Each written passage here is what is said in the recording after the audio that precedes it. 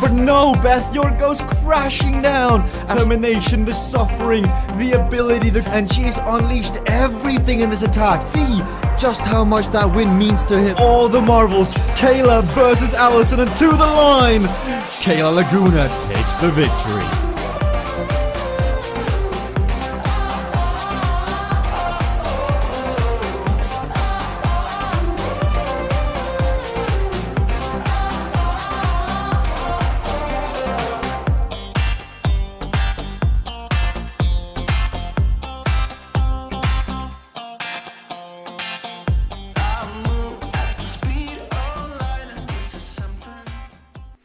Hello everybody, and welcome back to more CVRcade World Cup Racing, everybody. My name is Jesper Anker, and as always, I'll be guiding you through all the action here as it unfolds live. This is the last day before the grand finale of the CVRcade World Cup. I cannot believe that it's gone so quick. Like, you blink your eyes, you snap your fingers, suddenly we're here at the pointy end. Today will be the last day where the racers will jump on, they'll get a feel for the tracks, they'll get a feel for the events that are gonna come up this coming Saturday and Sunday. The $25,000 prize purse tournament, season 1 of the CVRcade World Cup is coming to an end here. It's been great, it's been such a joy, and today, I know a lot of the racers, some will go a bit hard, some will want to test the legs, but a few other, what they'll be looking to do is just ride around, have a bit of a social, you know, chin wag, and then get ready for what's this weekend. So today,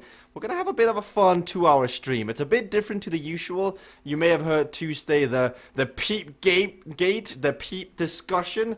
I mean, can you believe it? I've never even seen a peep in real life, but I believe we are fixing that now. So today, we're going to chat with riders. We're going to have an impromptu recording of the podcast. The CVRcade talk show, everyone that's here today in KNL, we're going to have a bit of a chat about the platform, about their experience in the World Cup, and the arc of which everybody kind of goes through, because there's so many stories that we've yet to really hear about, and so it's going to be fun. First up, let's all have a chat with Nigel, because Nigel, unfortunately we didn't catch you on Tuesday. I know you were streaming in from a motel, or you were riding in from a motel. You almost got to the finals last weekend. Did that sting a tiny bit not going through? Oh yeah, a little bit. I wasn't as upset as other people who shall remain nameless. Yeah, I mean, I didn't expect to get through to the finals, so I never actually practiced that second round. I should have. I should have sort of backed myself and practiced that, you know, second series of omniums, you know, for the semi-final. Well, now you know. I mean, finding yourself in the semi-finals, you were close enough to going through and even kicking Tim out in the initial round. So, yeah, coming a long way here, Nigel. What about this coming weekend? I think it's going to be interesting. I think Tim's up against it. I think we've got Moti coming back. I think some of those guys who went really hard and got through to the final, you know, you saw how hard Tim worked. He went really hard. I just wonder if their power curve's just gone up just a percent or two. That could make a lot of difference to the people just behind them. That is very, very true with real-time equalization and equalization over time. Yeah. I mean, we did see Tim at 207 equalized heart rate, which is absurd. So thank you, Nigel. I'm sure we'll chat loads more throughout the racing today, and we'll hear from everybody. Also joining us in the broadcast from around the world, we've got Casey Shum once more. He had a bit of a fun go around with the Cycling Hub boys on Tuesday. We've got Vibeke Bertram, who's back into the broadcast. She is training. She was up there on the tournament last weekend, and today she gets ready for more action. As you can see her testing the corner speeds on Country Rally. Timothy Termont is back in for more action. Following the conclusion of today's broadcast, there's an interview with Timothy Termont going live, discussing that all-important moment on Dark Matter Velo, where you saw both him and his teammate Quinton Molinez go out. But joining me also in the broadcast today and taking over, because I do believe, actually I think I see anyway, now Frank, I know you're saying you may not be joining me in the broadcast booth, but I see your audio live here. Could you just not stay away? Well, a couple of things. I noticed there was a little glitch. Everything came back, but it's one of the things that the team is working on, and one of the reasons I was going to sort of stay away today. But now I'm sort of interested in watching how that develops. And just making sure that everything is, solid for the weekend, and also that we have our, plan Bs in place. It's going to be a big weekend, and so I just thought I would hop in here and see how it's going. Oh, I like it as we see Nigel going down. We do have a newcomer to the racing today. I see her in 5th place. I believe this is Ines Molinez, who is riding from the same location as I believe we've got Tim Fulford as well. So we've got a new rider amongst the mix, a new Cycling Hub team member. That's going to be good to see how she gets along with the racing. I think Tim didn't quite make it into this race, but we've also got Beth York, who is in here. I know we've got Beth's audio on. What is that? What is that you're wearing, Beth? Oh, it's my pretty butterfly. See? Oh, I thought it was a Peeps outfit. Well, I'm waiting. I'm waiting on the custom kit. That's for sure. But in honor of just proving I eat something healthier, I have a little bit of my sweet smoothie with my spinach and stuff here that I haven't had lunch, so I'm going to be drinking while I ride it. See, a Peep looks healthier than that. Like the actual looks of that. I'm not sure. Blueberry, raspberry, spinach, a banana, cherry juice. Wait, there's a couple of developments. I noticed that Ines and Jeff went down on the front, and then I noticed that Jeff got on his horse and rode to get back to the front. But, newsflash here, he is in a Team X jersey. So that might be some news right before the finals. Maybe Team X is developing a strategy here and pulling back in one of its old members that rode on a different platform. Well, so that may be some news. We're gonna. They really need it. Yeah, absolutely. Ooh. I think that Team X being one of the. Wow, there's crashing going all over the place though. Team X is showing how to crash, that's for sure. But he's got Casey off the front. I think they're being very liberal with their testing today, because when I did the rounds asking people who was racing today, who would like to be on stream, everybody was like, you know what, I love to be on stream, I love the casual vibe, I love it, but the main goal today is just see if can I stretch it to the limit, can I find something new? And I think we're seeing that from everyone here with the early crashes, Nigel, Homer, especially Jonathan, Jeff going down, so with the racing not counting towards the points. I mean, Frank, we even see Peter Kastrup out here. Peter never, ever practices, but today he's out here doing laps. Well, when there is more than $5,000 on the line for first place this weekend, maybe a little practice is in order. Maybe just a tiny bit. We saw CCC really hammer through that mantra with Ben and with Nigel. And now Timothy and Ben are on the front. But it'd be interesting to get Beth's take on Jeff Rooney. Because, Beth, you are one of the team principals at Velocity Vixen. And we see Jeff, who usually rides under your flag, has he changed colors? Oh, for the day. Maybe. Listen, it's nice to add a little intrigue and drama and confusion. So we were all going to wear different kits. I just happened to wear mine in real life. Yeah, so I've got no comment. But everything's good in the hood. That is smart. That is so. If that is actually the case, anyway, if not, great cover story, Beth. Because now everyone's wondering, like, is this actually the case or not? I mean, they could be messing with us. You know what? I am not revealing. Mum's the word. I do have inside information. Well, I hope so.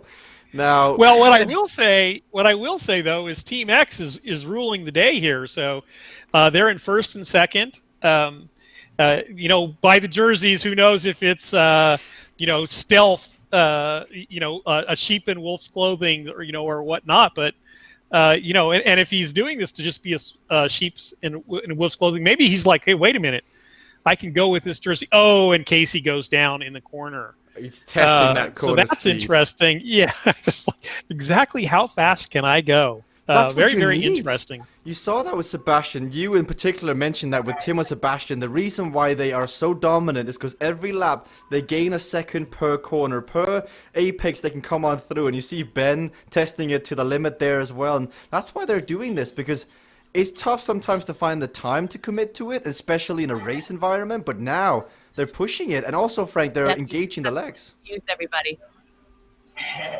Yep. I think Beth's talking to her team. I love it when we get the director sportif in the commentary. I think that's actually really, really fun. Well, I know Jeff or not a lot Jeff? of times. But Casey's working his way back up here, and now at the front, you actually have some really big contenders for this weekend. Sort of. Oh, Timothy, that was well done. That was well done. Let's see if we can bring that up on the replay. Timothy Tamont making a case as Casey crashes while we go to the replay. Making a case for the Peter Castro maneuver to finally be renamed to what it probably should be named. The Timothy Tamont, whatever else comes after that. But Timothy Tamont blocking Jeff in and Jeff forced to crash. But how did he do that? I just looked at that. It looked like he should have gone down. Really? Like, does Timothy have some super secret powers, right? Timothy was in front, right? And I think he was the one that was... He looked like to be the one that was blocked in. Let's see that replay again. Wait, bring it up. I'm pretty sure that Jeff is on the right side, Timothy on the left, and with the barn door coming up, Jeff is either forced to brake or move to the left. And so when we look at the replay here again, you can see it in slow motion up towards the front. Oh, yeah, you're right. Yep, absolutely. So great gameplay. That half wheeling, that is the cycling hub maneuver. I think that half wheel. Stealthy, you don't know that I'm there, but you're going to slide out into me or you're going to turn into me is definitely not the Castro maneuver. That is definitely, par excellence cycling hub maneuver. A massive shout out to Ines Molyneux here, because in her what seems to be her first real race here on the platform, 196 equalized heart rate. She sitting at 6th. She's doing a great job here on Country Rally. And to be at 195, to be in this environment and finally, put both feet in and say, today I'm racing, today I can do it, doesn't matter what the result is. So shout out to Ines here from Belgium, as Ben Shuilon gives her a flat tire. And she's probably like, why did you have to do that? Why did you have to do that to me? But towards the front, it's Timothy Tamont who looks to be set to take a victory here. I think that flat tire has to be the most hated power-up of all time. Whoever dreamt up of that one was just a cruel, mean human being. My gut says it's you, Frank, but yeah, flat tire is different as Beth just uses hers. Now, worth mentioning, Jeff Rooney used his corner caper, flew through everything, yet he somehow managed to not miss the barn door. Like, he actually hit the barn door with corner caper active. So perhaps used to sliding out or whatever, Jeff Rooney from 1st down to 4th here. And at the end of the day, Frank, we do see some raced heart rates. Yeah, I think you've got to go hard today, at least a little bit. I mean, I don't think you want to go, all day, super deep, but you certainly want to make some efforts. Get the engine revved up so that your body is used to that and ready to go Saturday morning.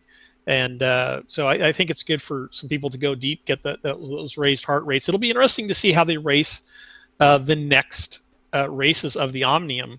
I would anticipate that it's going to be a little bit slower, but who knows? Maybe all these guys are getting amped up and they want to get the engine super rev. This is the sprint finish, 1100 watts. Timothy wants to beat Casey badly. He crashed through the corner. He used his flat tire to force Casey to brake at the same time as him. At the end of the day, bit of bragging rights on the line. 1 and 2, Timothy, Casey, Ben Shuilong 3rd. Then we've got Jeff, Peter, Nigel comes in 6th with Ines, Beth further down. Jonathan Heron, the Blocket Rocket also out on course. So some valuable lessons here on Country Rally. There's the wind, there's the power-ups. That flat tire come this weekend, Frank, that's going to ruin some days. Oh yeah, that's and you should just interrupt me, Jesper. That was a great sprint finish, and I missed the wreck. I missed everything. I can't multitask, so if I'm talking, I'm ignoring everything. Just so you know, and yeah, just interrupt me because that was actually a great race and a great finish. It was really, really good towards the end. Now, we do have Casey here on the broadcast able to talk to us. Now, Casey, that last race, that last lap, I saw you testing out corner speeds. I saw you, having fun, everything. But did it get a bit serious with Timothy? Because I remember on Tuesday, you two chirped words. I mean, yeah, you want to win no matter what. So, if it was real serious, we wouldn't have wrecked 5 times before that. I mean, I was pushing it. Some of my wrecks, I was intentionally pushing the limit. Other wrecks were just mistakes. I mean, but today's the day to make them. Timothy did a good job there. I learned a lot. I'm sure everybody did. It's great to see those Team X colors on Jeff. I wonder how much does Beth really trust Jeff? I don't know. Oh, it is all in today. I'm loving it, Casey. What did you learn from the last race? Anything you want to share? Nothing specific. I mean, this is for the real stuff now. But what I like right now with the finals, I actually wish we wouldn't practice, to be honest with you. But well, you can opt to not practice if you want to. Well, I mean, not practice race as a group. Like, it's up to everyone to do their own practice because that's what's going to really make the difference. What I like is, like, this razor ability. We did it last weekend on one course. We're doing it on Country Rally. It may be a track, we know, but it is not a race style that we are used to. So it may be the same obstacles, but it is not the same race as every other Country Rally we've done. And that's fun. And that's why I say I wish we didn't practice because the guys that practice solo will have a big advantage. But now kind of everyone gets that practice in. Makes sense, of course, Casey. Now, I'll be bluntly honest and say I didn't even notice the Racer's Edge, even though I have it here in my notes.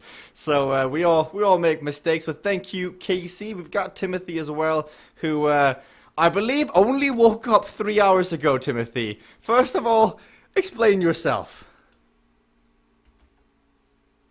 Oh, I think he's got himself muted. Yeah, hello. I was tired, man. Give me a break. For the uninitiated, it's currently 7 o'clock where Timothy is in the evening. But Timothy, you versus Casey on the last one there. It's getting a bit fun. I saw you testing out a few things. Oh, it How was did you lots find of fun. Racer's Edge? Fast, very fast. I gotta be honest here. I got saved a few times where I went too hard in a corner and somebody else popped their flat tire. I think like twice I got saved by that. But then when I used my corner caper, somebody pressed their flat tire, so that got nullified. So I knew Casey had it, so I saved mine until Casey used it, and it was pretty much even, and then we sprinted for it. Well, it was a good sprint towards the end. I love seeing the equalized watts go up as always. Thank you, Timothy. Whew. 25 seconds until Tempo Run begins as they do their research on this one. Now, Frank, this is going to be the very tough race come Saturday because it's the 6th race of the day. You've already done Lakeview Lanes. You've already done other races as well. I mean, this is where we're going to see that endurance kick in. Yes, I think it'll be interesting on Saturday to see, who sort of sits out of some of the higher wind courses and just sets up for doing well at the end of some of these courses. And just sort of see how that plays, right? Who's trying to get different points at different times. I expect there to be some amazing comebacks on Saturday of people who kind of let it go in the first 4 races of the Omnium and then really go for it in the last 4. Yeah, someone like Sebastian with their negative style of racing towards, and what I say by that, I mean, you start a bit slow and then you spend more energy and then you peak in the last 2-3 races. That should be suited towards him. But Frank, one thing I really wanted to talk about today, because I didn't really anticipate riders going that hard, but we do see a few people out here testing the legs. Today was meant to be a bit about reflection and thoughts back, because first CVRcade World Cup, and the reason we're all here today really is the CVR World Cup and the journey we've all been on. I mean, take us through your first year of like running CVRcade and the lessons you've learned. Well, I think a couple of things that we should probably talk about is go back even a little bit further than that. It fits into the intrigue of Team X today. So Team X was the second team ever formed in virtual cycling esports, and then CVRcade was the first major in real life tournament at different places across the world. You know, London, Paris, Los Angeles, Vancouver, Las Vegas. And that's where everything sort of started. And one of the things that we looked at over the arc is making cycling esports truly esports, right? Because it lacked a lot of the gameplay, and that's what we've added in over the course of the last year, and you see that coming to play here. But I would expect that Team X might come and take. It had a very significant role in the early days of the CVR World Cup, and I think that's going to. Ooh, there goes a crash. Jonathan Heron, the pocket rocket, the blocket rocket. He's in here. He's towards the back. He really needs this. He really needs to figure out the technicalities of the racing because, as you said, Frank, you've added real gameplay. Like someone like Jonathan, I know he streams a lot. He races a lot on other platforms where necessarily you don't need your brain engaged. But here, you really got to know all the nuances. As we see Beth go down. Well, and Beth's prone to that a little bit, and certainly the Rocket is very prone to it as he works his way sort of back into the bot chase group, right? But what you have to learn is to be patient and to be careful, just like you are outside. And when you go through this, when you come from another platform that doesn't have all of these dynamics, you don't ride like you do outside. You start to ride like you do on that platform. And then you learn slowly, oh, I've got to ride this much more like I'm outside. And then there's a frustration period for a while because, and I'm sure, Block at the Rocket, experienced that. Maybe he was trying to pull a block maneuver and just had a little bit of an overlap or whatever. But what you learn is, there's this frustration because you keep going down for a while. And then it's like outside. You learn to be careful all of the time, and then you rarely make that mistake. So you won't see Casey make that mistake. You won't see Tim make that mistake. Maybe if they're at 200 on their heart rate, but generally you're not going to see that, right? You're not. Peter's a little prone to it in the corners, but he's not even prone to it anymore, just sort of riding. And that's how you ride outside. If you think about it, it becomes second nature when you're riding outside as well. But you're very careful when you ride outside, right? You do not want to go down when you go outside. And, people riding in groups get very, very upset, and whatnot. Now, looks like Casey here is got Peter in a spot of bother. And Peter, he hits the brakes as he should, and that's what you learn from playing the game. You have to think ahead in CVRcade, right? There's a rock up the road. Casey was trying to get Peter to go out the back, and Peter was like, you know what? I'm just going to hit the brakes here, go out the back, but instead of having a 5-second penalty, I'm just going to have a little bit of a slowdown penalty.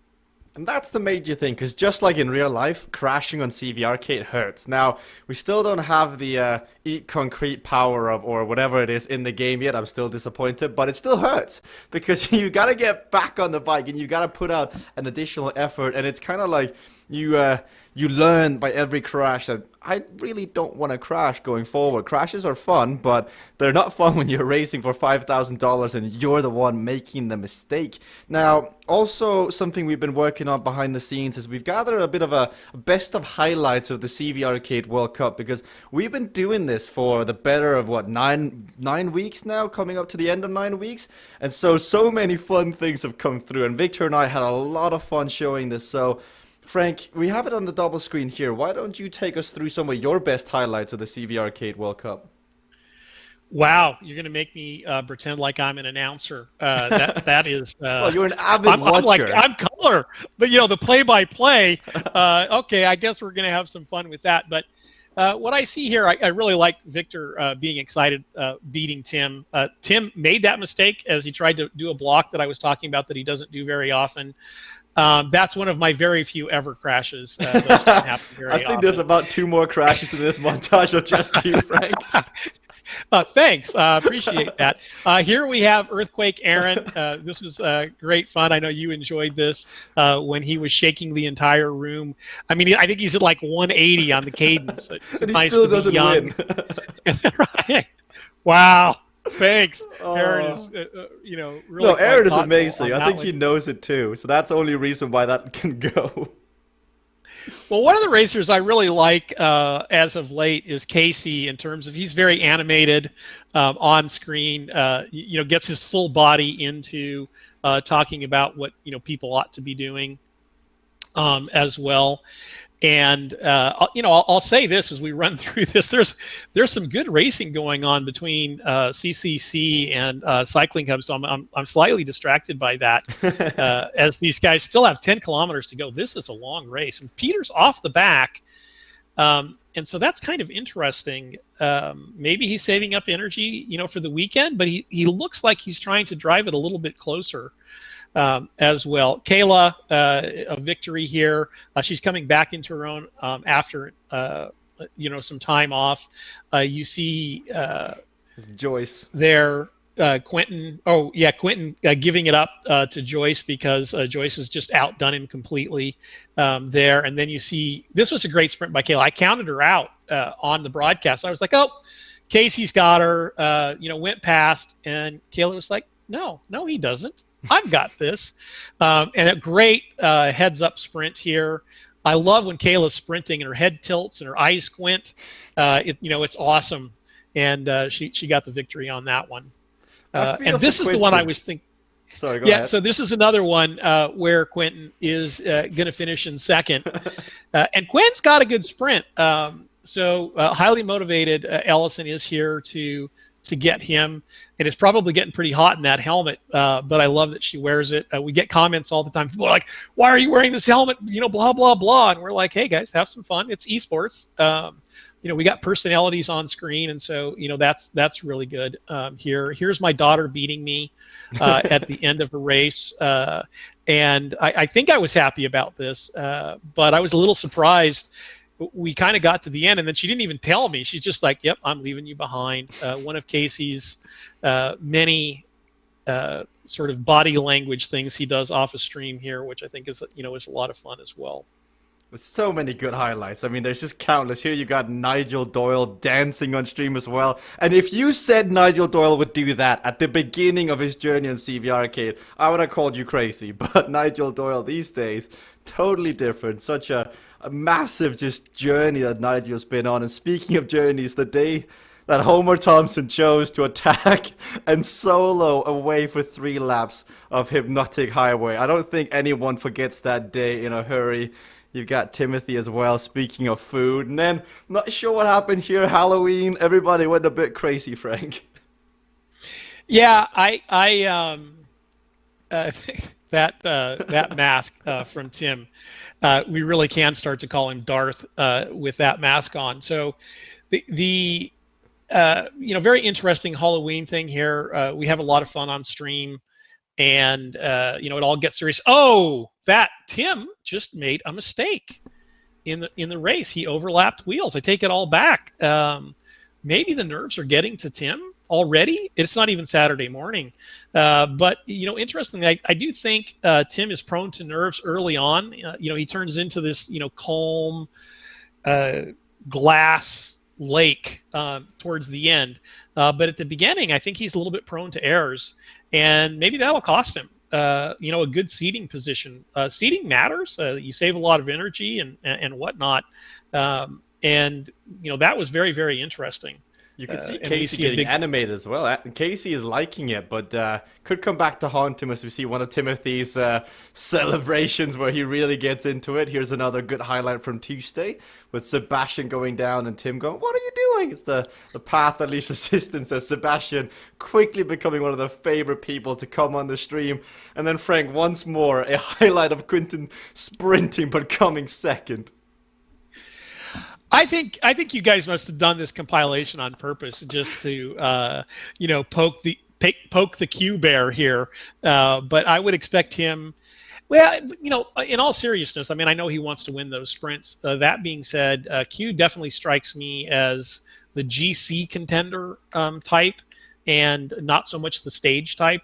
He wants to take the overall, and he will sacrifice an individual stage win in order to accomplish that goal. As he attempted here on Dark Matter Velo, this was the moment that pretty much defined CVRcade Esport. I mean, I can't believe no one has clipped my audio from that just yet, because I have never heard myself get that high before on the range.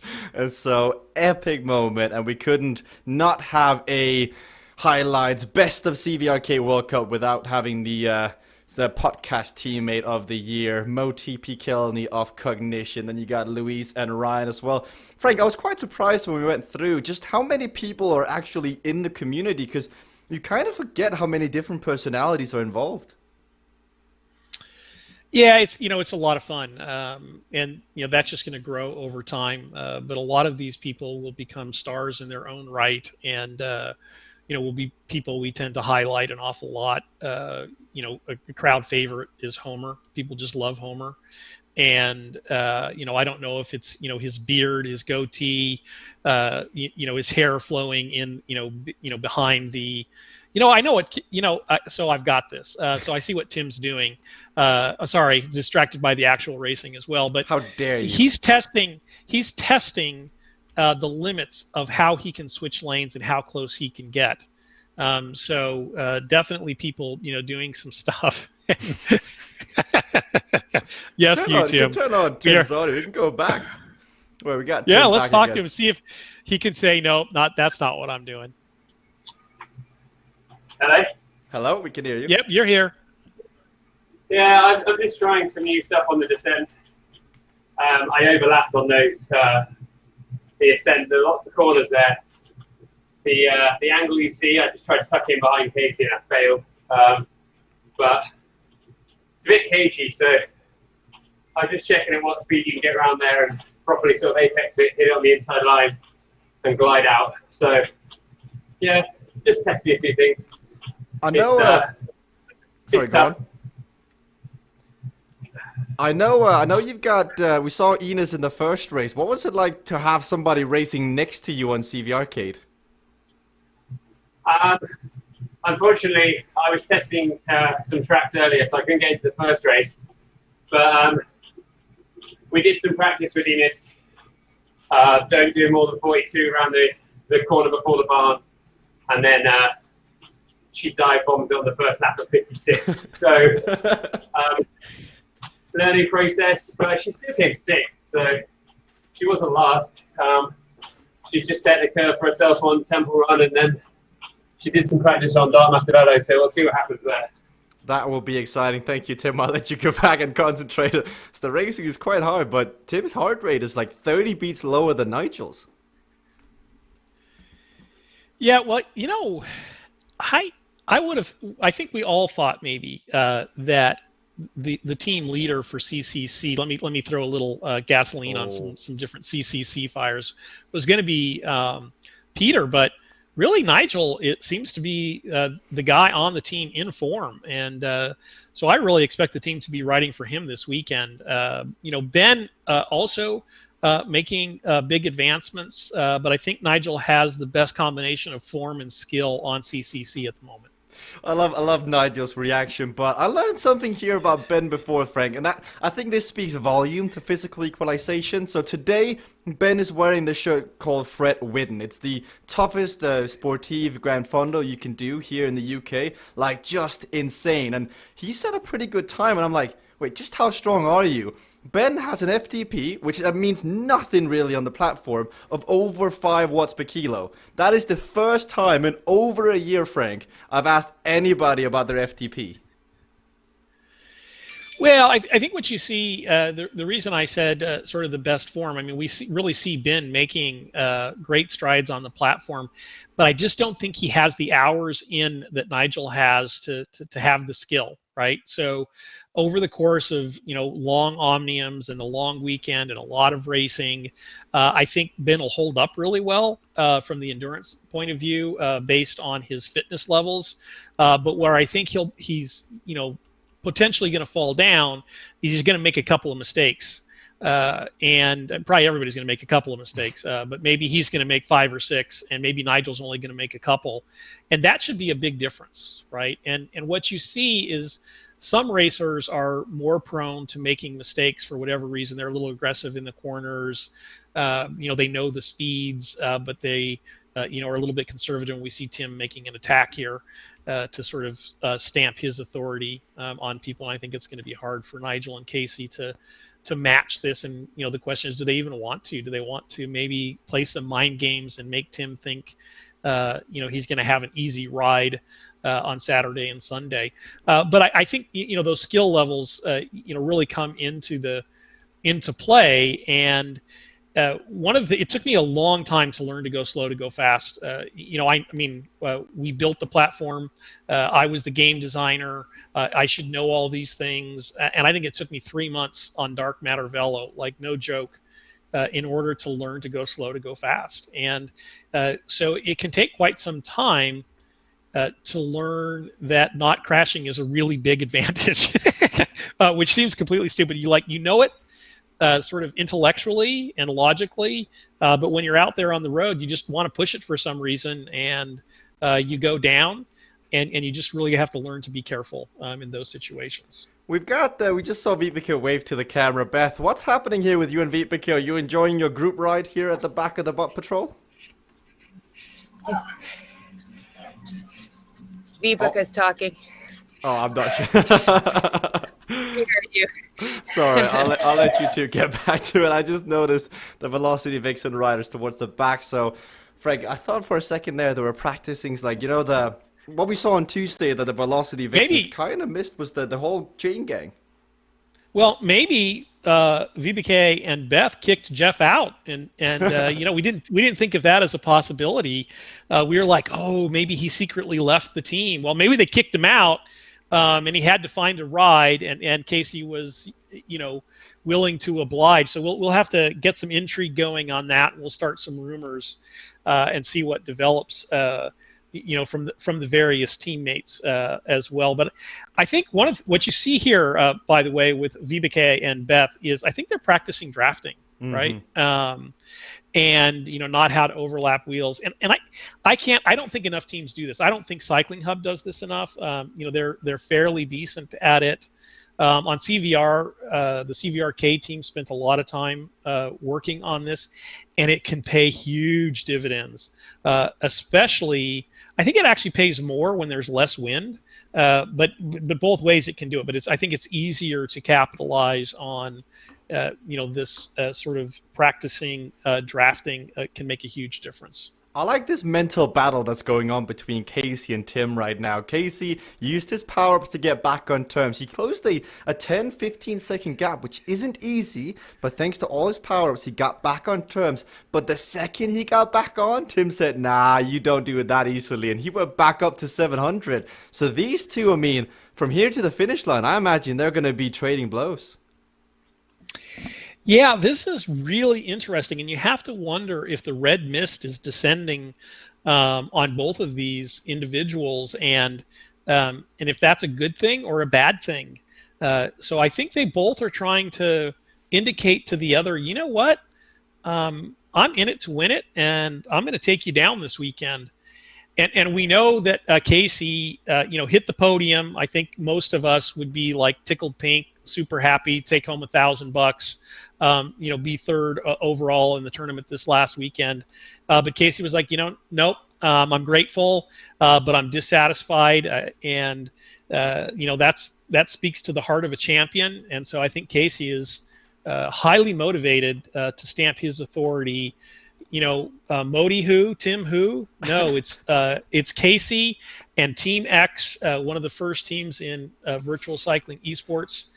Looks to really capitalize this weekend. Oh, you see Tim having fun with the broadcast there, making fun of Casey Shum's hand movements, taking it to the extreme, and both of them are playing it up here. But underlying all this, there is a deep desire to wanting to win this race. So both of them making fun, but they both know that whoever wins this one has got the bragging rights on the other, Frank. And you see they're like swapping lanes, they're trying to block each other in, they're trying to get ready for the sprint, and they're thinking about that over 500 meters out.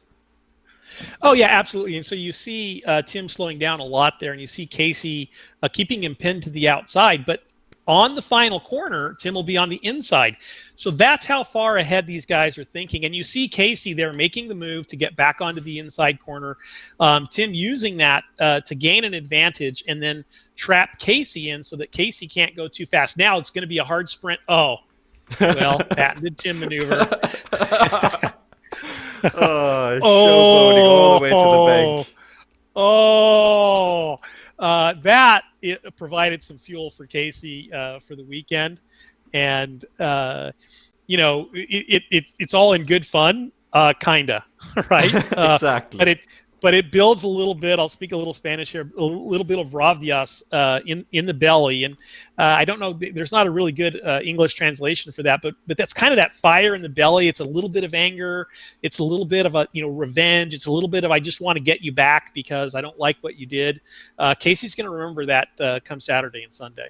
It's good to see them have fun like that with the broadcast, because when you see the streams, they're really coming through now. I remember in the beginning when we tried to get Casey on the broadcast, Casey was like, I got my own stream, I got my own viewers, I would never abandon them. And then, I don't know when it clicked for Casey, he's like, I can do both. I can stream both to a lot of people on Mixer, and I can stream to my own fans on Twitch. And I'm grateful that Casey does that every day. As we see Ben, we see Timothy, we see Beth, and we see Vibeke as a... Looks like Timothy has opted to go off. Oh, he's back in. He's back on the bike. All good. You get Beth and Vibeke as well. But so far, Casey is leading the Omnium, but it's the last test Omnium before Saturday's racing as we catch the sprint one more time. That would have been interesting without wind at your back.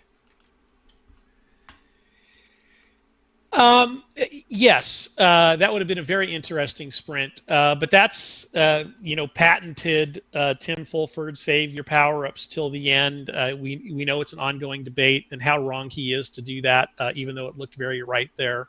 And the funny part there is I tend to use them early and think people should use them early. And, of course, Tim likes to save them at the end. It's one of the great things about supers or power-ups, whatever you want to call them, is that people have this sort of ongoing debate about when to use them and how to use them. And we talked a little bit about this, I think, in our last one. As as game designers, we were concerned that everybody would use them at the same time, like there would be some optimum point to use the supers, and that just isn't the case. Everybody has these sort of stubborn beliefs as to when you should use them, and that's when they use them.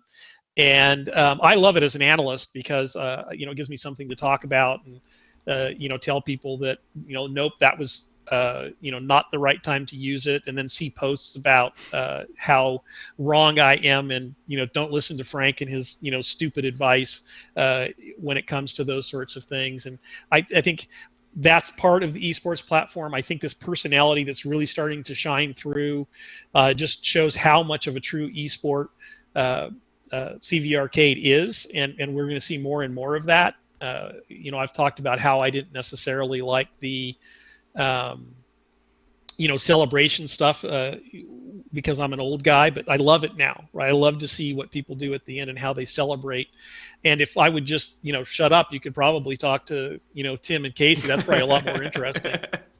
Well, I think we all love the celebrations, unless it is Ben Shuilong after winning 5 races in an Omnium. That will be erased from everybody's mind. But yes, Frank, when it comes to the analysts and the tips, I remember when I used to go through and figure out and try and provide some tips and some analyzing of races. But there's a lot of dividing opinions out there for everyone. But Jesper, you were just wrong. Exactly. Like, I'm glad you stopped doing that, because you were just wrong on all of that. Exactly, point proven. But we do have Tim in the broadcast. Tim, you're having a bit of fun today. Is it nice to get some rides, some miles in the legs that aren't at high racing capacity? Yeah, I'm just doing. So I broke away on the last lap just to do a little 2-3 minute effort up the final climb just to test the legs, and then the rest of it was tempo really. So yeah, just doing little tests within races, which is fun, and then just having some fun with Casey at the end. He messaged me just after saying, "I knew you had that power up," and I was like, "Yeah, I hope you did because I count all of everyone else's power up." So you've got to be careful on that front. You've got to know what people are holding.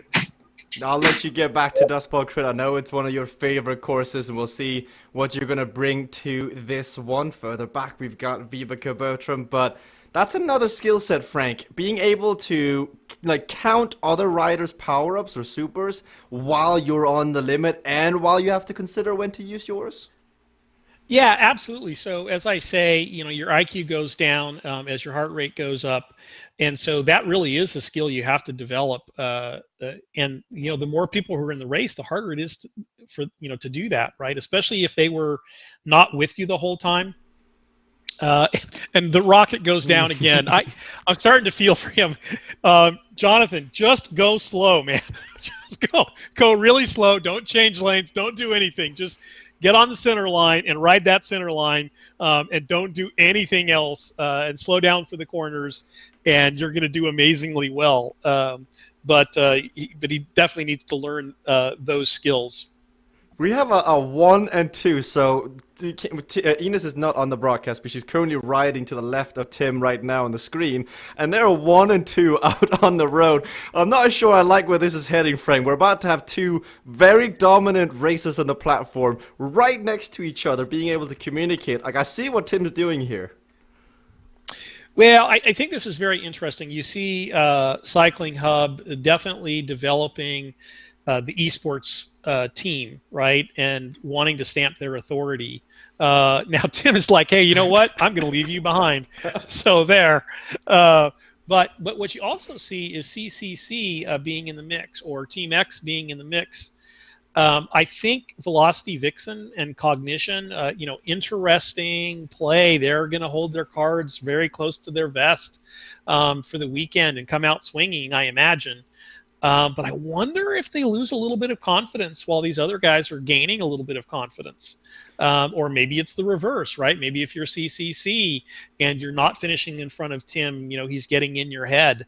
And maybe your confidence is shaken a little bit. But I think this weekend will come down in large measure to confidence.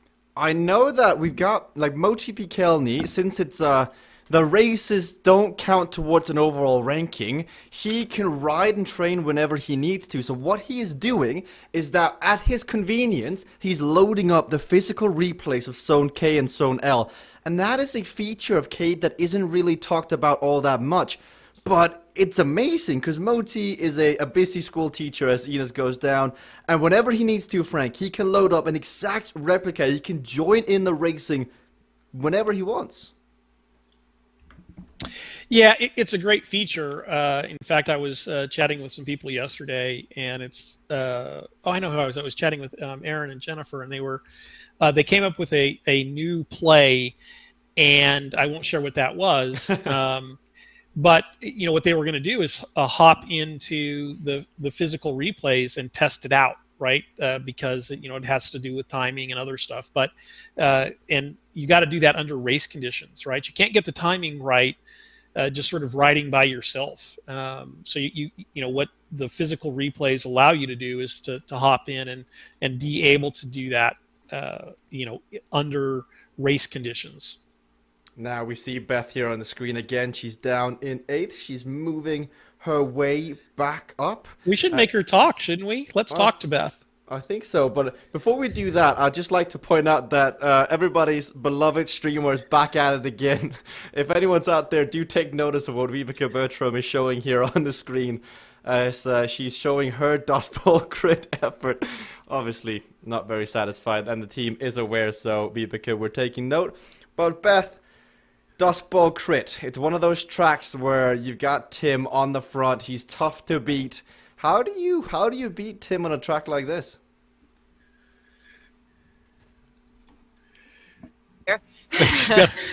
She's under so much. I told you the IQ goes down as the heart rate goes up. Well, I'm also talking and answering a question. I get credit. Like, give me credit. Yeah, you just can't make mistakes. So this is a good spot. We've seen inertia be used here. That was probably too early. Much too early. Much too early. But, you know, I mean, I think we should try and get Beth to do math through the corners and see if that'll affect her. Oh. Square root. What's you know 3 the conversion times 4? of kph to mph? 12. It's tough though, Beth. We appreciate what you do for us here. I know Frank and I. Frank's probably sitting down. I'm standing up. Neither of us anywhere Why are near you a being bike. so nice? Come on, I'm trying to haze a little bit here, and you're like, oh no, you're wonderful and There'll come a great. time where I'll be the one on the bike eventually again, and Beth will be back here, and I'm hoping the favor gets returned. Oh no, I got no. you, man. Just I got you. No, I got you. Just right here. when you get on the bike, no mercy, my friend. I can't wait for that day. In fact, I woke up this morning and was like, you know, we need to get Jesper on the bike. Wait, you just so woke we up can have and a the little first fun. thing you thought I was me.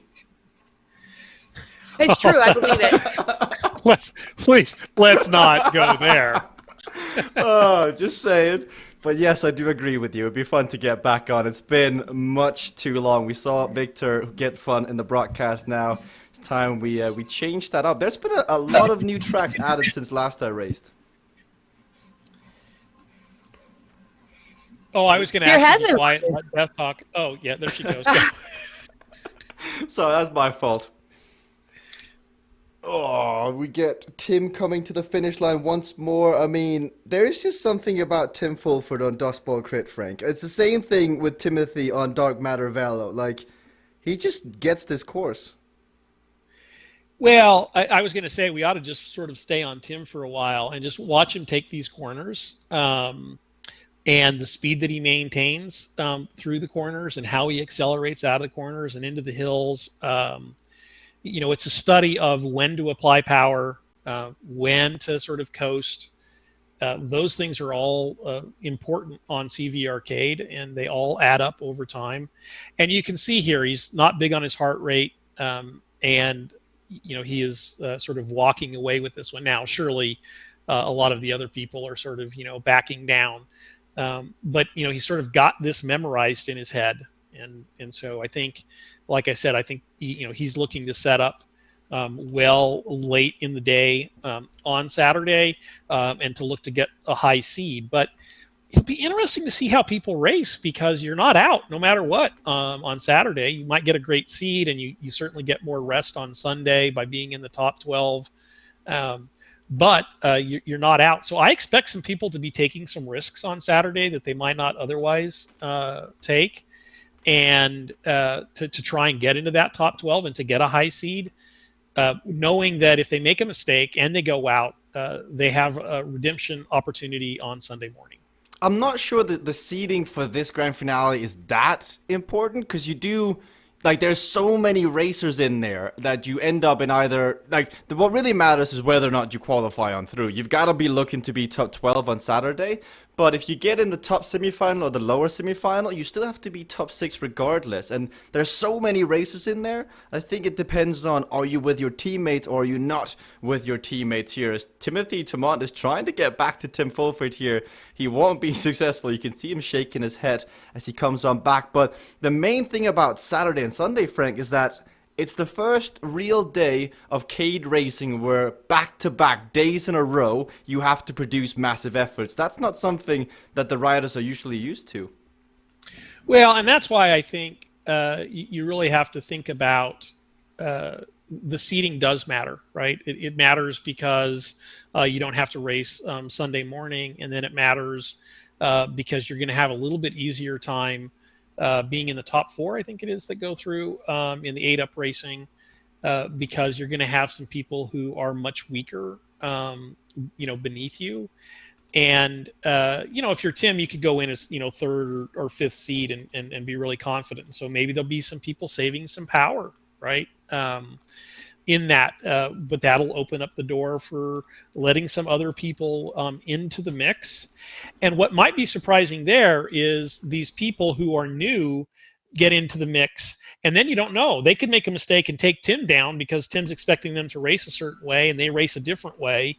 And that's something that we haven't talked a lot about. So it'll be very interesting to watch the racing, this weekend. Now, after this, I did mention earlier, after this broadcast concludes, we do have an exclusive interview with Timothy Tomont, who's on screen now, that goes live talking about that Dark Matter Velo day. But that doesn't mean we can't talk about it again now, Timothy, because I looked at it again, Timothy, and I mean, it's just so, it's heartbreaking. But now, is this your redemption time? First time Dark Matter Velo gets raced since then. How badly do you want to win this? First time for you guys, maybe. I've been going around here. And just to clarify, I wasn't trying to catch Tim, by the way. I was just keeping Casey off. But yeah, here we go again. There's some wind. It's not much for KPH. Yeah, we'll see how it goes. It's a bit more crowded than Saturday, so maybe that's better for me. Maybe it's worse. We'll see. Now, you, in this Omnium, I know it's just a practice Omnium, but you and Casey are battling for the win. There's only 4 points between you. Oh, really? Okay, that's fun. Because I took last, the second race, I took completely off. I was with the bot, so it's funny that I'm still in contention there. Yeah, we'll see how it goes here. So I just got to beat Casey here. Well, on that note, should be easy enough. Casey, Timothy's just got to beat you. What do you got to say to that? It's good you talk to him now because he'll probably be crying afterwards because he'll wreck again. Nah, it's good fun today. Timothy, Tim, and myself are all having a little fun, but it's still solid efforts here. And we'll see. It's all about getting the placings. They say they could do it, 9 times out of 10 or whatever, but we'll see. Well, last week you were the one who came on through. When you went off the bike, was there ever a slight feeling of I feel guilty? I feel a tiny bit dirty how I went on through, or none whatsoever? No. I did. You honestly do feel bad for him because they had it in their grip. And I've done that on, less important races. And honestly, I almost did that a few times last weekend. So, I honestly felt for him really, really bad. Because they could have, and they have the talent to execute that and knock me out. I don't feel guilty because I did exactly what I had to do, which was keep the pressure on and hope they made a mistake. I wish I would have done some things different too, because I allowed them the opportunity to beat me. They just didn't pull it off. But they could have. I should have done a few things differently as well to stop them from doing that. So... there was a lot learned. Very wise words. Thank you, Casey. I'll let you get ready as you're currently leading the Omnium. But Frank, there's something to say about mindset as well, because Casey, to be in that position and still pull it through, as he said, he kind of did what he had to do. You've got to apply the pressure. No, absolutely. That's what you have to do. Everybody here wants to win. And so that's what you see. Now, this will be interesting, Casey and Timothy, at the top of the leaderboard here, and you see a whole bunch of different racing. The big sprint coming out here. I think Peter's on the front here, and he's just got to hold that. Oh, did Casey go out the back already? Yep, he just crashed. So that's a big learning for what comes this Saturday. Peter Kastrup is in first on Dark Matter. Well, that didn't last long, but Peter Kastrup in first on Dark Matter Velo. Who knew? He's got that in him. He's got some laps here. He's not on the stream today, and then Peter Kastrup goes down on the left. But that was forced. That was forced by Timothy. Good work there. So Timothy made Peter believe he was going to come on by, and so Peter, sort of pushed it. Then maybe tried to brake, which is very, very hard to do in a corner that tight. Yeah, you have to kind of just double tap the brake here. So we see from above, this is going to be a really interesting case study. You've got two of the greatest Dark Matter Velo racers, Tim Fulford and Timothy Tomont, going head to head here. Both teammates by day. This is the last race of the zone. I think they both equally want to win this, but then don't look too far back. Nigel Doyle is down as Timothy. Oh, he's going to get stuck in a block lane here. I think that could very well be all over for him, as Eli on the left is going to be in the way, and Beth York and Casey Shum are coming back here. This is going to be a good race. Yeah, that was interesting. Timothy tried to make a good lane choice, but like all the lanes were blocked, it looked like. And it just happened that Tim chose the one that was the least blocked or had the most room for him to gain an advantage. But don't count Timothy out. Timothy is amazingly good at making up time on Dark Matter Velo. Let's try and stick here with Timothy for a bit and just see how he does it, because we all know Timothy has the single best time in the game on this track, and that's because he spends so much time. So on the straightaways, up to 1300 equalized watts, optimizing that speed where you can accelerate on every lap. He sits around 32. He could probably go a tiny bit quicker here, but he doesn't want to risk it. He's 4 seconds down with 1.8 kilometers to go, and it's two very different styles, he Frank. just got by that bot. That bot was going to block him, but he got by the bot. He didn't panic. That was playing it cool. And now here you've got Timothy and Tim. What I was about to say is that you've got two very different styles where Tim just stays consistent. He doesn't want to go above. He doesn't want to press it. He just want to keep on where he is now. But Timothy's optimizing it every single lap. You see 1200 equalized watts. He's essentially doing, what, 20 sprints here, Frank, every lap? Yeah, so this is one of the things that probably hurts Timothy's time trialing skills. You know, if you get really good at these sort of short interval efforts, it probably deadens you a little bit in the time trial, but you can see that he's continually gaining on Tim with a couple of laps left here. I think we got 3 laps to go, and it certainly looks like he'll get back. Yes, there's 4 laps to go, 1.2 kilometers left here. The 2 cycling riders as Tim goes down. And that again, it's the pressure. Timothy shakes his head. Tim gets caught in the tailwind, I believe. And we're robbed of another good finish. But Timothy Tomot, consistency and the pressure really rewarding him here if he can stay upright in the last corner. I was going to say, well, there is the last corner that remains here, so let's not count those chickens before they hatch. We're doing too much on the way. You know who's doing well here is Beth. He wants to pass him again, right? But in the meantime, Beth is making her way back, and so we should try and distract her to see if we can cause her to go down in a corner, because I don't think you can talk on Dark Matter Velo. We should test that with Timothy as well, as long as we're having fun. I was good. That was literally going to be the next thing. Timothy, we see you showboating, waiting to bring back Tim here. I mean, what do you got to say for yourself? I don't have the scoreboard open, so I think he can get second. I don't know. But yeah, lots of lap traffic here. Not sure what the others are doing. Timothy, he's about to. He's about to. I'm lapping Casey soon. Did Do you hear what Frank said? Where's Casey? Oh, No. you let Tim win the overall, Timothy. He's Oh, that's on the top fine. of He's the my scoreboard. teammate. He's my teammate, Frank. That's fine. slightly protective there. to maybe touch Oh, Alice! Oh! Best Oh, no, move I gotta of the be- day! Go, Allison! She's getting in your head. Oh, that was awesome. Beth passed me. Let me get back here 1 second. Oh, never have I ever had audio on for a block like that before, Allison. That could be your next phone, good. ringtone. Yeah. Whew, Beth almost beat me there. Phew. Nah. Oh, I did not expect that. It wasn't on purpose, though, from Allison. I know that. Oh, in case he tries to get you. Timothy, thanks for being on audio. Beth almost comes around, but Frank, what do you make of that? That's the first time we've heard a live block reaction. That was that made my day. Ellison doing a block there. Ellison just goes to the front and pulls everybody all of the time.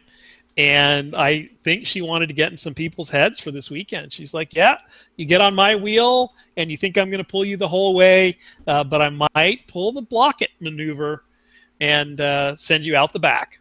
Oh, we've got a seat for the next zone. We've got another hour of racing here today in Zone L as more races come on and they want to do a bit more practice. It is overall prize purse, $25,000. This weekend, there is a lot of money on the line. Winner will take home $5,000. I see that we've got Thomas Tibbling here, who's been out. He's been out for work for quite a bit, but the Swedish Viking is back, and it's good to see riders coming back and getting this practice in. But we saw Timothy on the front. I really want to hear from Beth, because Beth, I know you like Dark Matter Velo to a degree, but that was quite good. I mean, you really pushed it. Slowing down is better than crashing. Oh. Hey, sorry. Talking to me. Sorry, continue with the advice. How much did you get? All of it. Oh, we didn't get All much. of We it. only got slow down to go fast, basically. Sometimes it's better to slow down, Yeah. which I think is great advice. Yeah. Well, when I saw Timothy get blocked there, I was like, okay, this is where my classic mistake will be, to start pushing the pedals and then I make a mistake. So I knew Timothy was going to come back. And what I was going to try to do is just try to stay on an outside lane and see if I could get a little more. And I mean, I think I came like within a less than a bike length of him on third, but I was like, oh, it'd be nice just to cross it at the line. But I didn't want to make a mistake. You gave him a good run for his money. I think he didn't expect that in the end. And to see you up there, Beth, take that with you for the racing on Saturday and Sunday, because the consistency will be king. Well, yeah, that was a lot of fun. I think that was, I actually wasn't really looking at it like a race, and I think that mindset helped calm me. So I think that the head games that we all talk about and staying on the line and keeping ourselves tempered, is a good exercise. And I think we have to do that in all forms of sport, but particularly in cade racing. Now, thanks, Beth. I'll let you get back and chat with your teammates as you were giving out some advice. Frank, we did just I thought she was going to join you. I thought she was going to join you in commentary, so I could drop off. I was going to do a little more hazing. We can There wasn't much to haze. Yeah, I can't do much hazing because Beth rode that race really, really well. And this is the kind of thing. So Beth, very strong. Also coming back from some illness as well, but definitely starting to peak.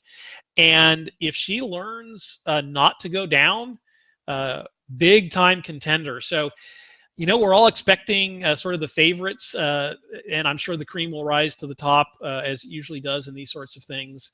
But you got Ben out there, you got Beth out there, you got Kayla on the comeback trail, you got Ellison who's learned to block. All of these people could pull off a huge upset. Now, Frank, I'll let you get back to it because I do believe we've got Beth here who would more than happily join me in the broadcasting booth. So thank you for your time, Frank. I know you're a busy man.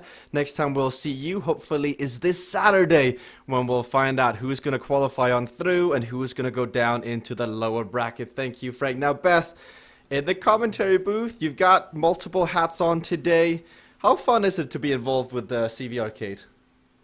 Oh, it is such a blast. I mean, I have the passion and by profession being in the broadcasting. So it's kind of like the best of both worlds, getting the chance to do what I love, talk about what I love, meet other really cool people from around the globe and talk with them about what they love. It's fun. It's really fun. And a lot of times I'm splitting my brain because I'm trying to soak stuff in, assimilate it, and watch what others are doing. So sometimes I'm not always, my brain is split often, but it's so engaging and entertaining. And I think the idea that you can't stop learning in anything is what's really exciting to me. It's just the level of always learning more. Now, we see Jonathan Heron. He did quite well here until he went down, and Timothy giving him a bit of an applause as he gets a send-off. Beth, you've out there with the Velocity Vixen, you see Vibeke, you've got your riders out there. This constant learning thing is part of the arc of CVRcade. I mean, I keep saying this, but I honestly believe we've only scratched the surface of what this platform can offer in terms of gameplay. And I'm sure you feel the same way, because I remember when you were initially on Dark Matter Velo, you couldn't stay upright, but getting second, getting third, getting fourth on that track, that takes a lot of effort. Yeah, it does, and it was like when I learned how to swim. It was like I had these runner legs that said, "Oh, you push harder," or these cycling legs that you push harder, you go faster, and it didn't serve me very well. And, being someone who likes to, push hard and have that reward you for, for in your rear view, the things you've done in the past, it's hard to undo that. It's like that first learned, first remembered. So in some ways, people coming to this game without, I don't know, from a gaming background rather than a cycling background, they're probably going to do better because their brains are more strategic and tactical, and maybe they're not relying on it. I was, talking to some friends about it, and they were so intrigued by it. And then my husband's like, can you please, like, you're talking about cycling in video games with my wife. Now we're never going to go home. That's brilliant. Yeah. I can relate to that, though. I can honestly relate. Like, I'm at the point where with my family, like, we just don't bring it up because I can go on forever. Because the amount of knowledge you gain, the amount of, like, opinions you gather. I mean, Frank and I briefly touched on this in the last zone. But the reason I stopped doing those, like, breakdown races videos is that so many people would tell me, you're wrong, you're so wrong, you're incredibly wrong. And everybody's just so opinionated. And that's what makes the racing fun, is that, like, everybody has their own style.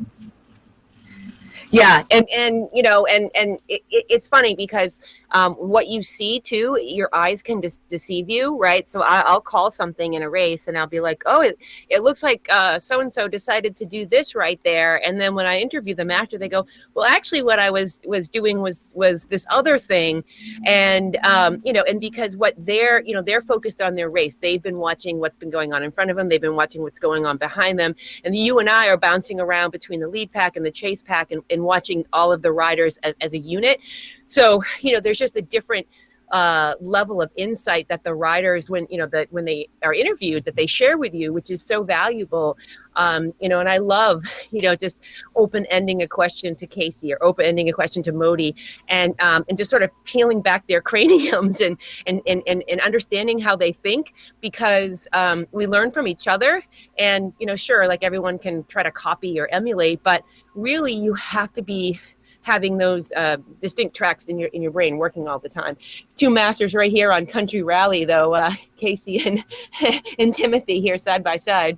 It's a rematch of the earlier zone where both of them were in this position before, and so I think this could be a preview of what's to come this weekend. These two riders really mastering the Racer's Edge ability that's on display here, because the Racer's Edge ability, it makes you thin as a razor blade, as a razor edge for the entire duration of the race. It makes you aerodynamic, it makes you cut through air like it's butter, and now you see Casey and Timothy trying to navigate the corner speeds, gain time back, and the advantage is to Casey, but Timothy is working his way back. Last zone, it was Timothy Tomot with a major sprint towards the end that beat Casey. I think Casey wants to win this one back on Country Rally. Up after this, we've got Temple Run, we've got Dust Ball Crit, and Dark Matter Velo as Timothy uses his flat tire power-up to come on through here. Casey, oh, Casey gets the block on!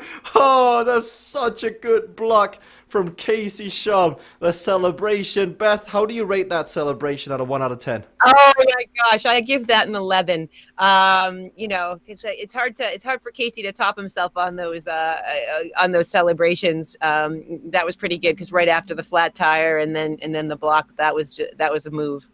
He took Timothy out of the race. Timothy is gone. Now it's Tim versus Casey on the front. So from one Timothy to another, Tim Fulford versus Casey. But that was majestic. They were moving left, they were moving right, they were moving left. And that one single piece of gameplay block just changed the outcome of the race. Timothy will not forget that easily as 500 meters remain. Casey and Tim, and he's got the power-ups. You see Casey saying, bye-bye, I'm all gone. And that is all she wrote. Beth, that flat tire power-up, it's going to be tricky when you use it. Yeah, it is. And when we were the Vixens in the earlier zone, we were talking about that. And, Jeff was on the front and Casey was on the front. And it was right before Jeff crashed. And, you try to think, how can I use that, not just for myself, but for my teammate? But, I might be stopping someone else, but I'm also stopping my teammate. But I feel like we've seen some advanced tactics with Cycling Hub use them in a way because they know it's coming, right? They can be prepared with a counter, and someone else might not see it coming. So the concept of that one being used not just for yourself but for someone else on your team, but it's brutal. I mean, it is brutal. It just takes, your legs take a beating from having to go from 0 to, trying to get back up to speed. Timothy, I need Timothy's audio on because, oh my goodness, Timothy, you finally got served a doses of your own medicine there by Casey. You had to dig deep. I gave up, and then he somehow crashed. So, yeah. And then I was back, and yeah, just a sprint. Good to know that I got a better sprint than Casey. Oh, I'm not sure Casey gave it his all there. I think that might be part of his master plan to make you work. Let's get Casey's audio on. Have both Casey and Timothy. Casey, master blocks there. Yeah, man, that was good. Yeah, what happened is there's no money, so I didn't care. Timothy will find out about my sprint. But no, that was fun. They just about barn doored me the first lap. I sprinted into the first corner because they were trying to pin me in, and I wrecked. So I deployed my power up, flat tire, just to get back. So I did learn some stuff there. I closed a lot of ground on them without using power ups once we stabilized. So that was fun. It was. There was really nothing to lose for me on the block because I was already flat tired. I was almost not moving. So I'm like, if I wreck, it's just another 2 or 3 seconds. But if I didn't wreck him or stop him, he was gone. Well, Timothy, Nice one. that little blocking, I know you're a massive fan of it. Is that something that's going to get paid back later on next weekend or this coming weekend? Oh, I think that was a payback for me lapping him last Dark Metafellow, so I think we're so much fun. I'm having a blast here. But yeah, this next one, Temple Run, I'm just going to be with the bots again. Good luck on the front. Well, I'll let both of you rest up and we'll make the rounds. We do have some more racers joining us in the broadcast for this zone. We've also got Kayla Laguna coming back in. Kayla, no more chats about snacks today. It's all about getting ready for the weekend. How are you feeling? I know you're returning from some illness or an injury. Yeah, no, the snacks are definitely a key factor in preparing. Funny, but no, I'm feeling good. Just gonna try to ride this one out, getting more familiar with the races set up for Saturday. But yeah, just still in the recovery mode. I'm not gonna try to push it too hard, but gonna put in some efforts. Yeah, just so that I can gonna read my body today, see how it feels, and just so I'm just as best as I can be going into Saturday.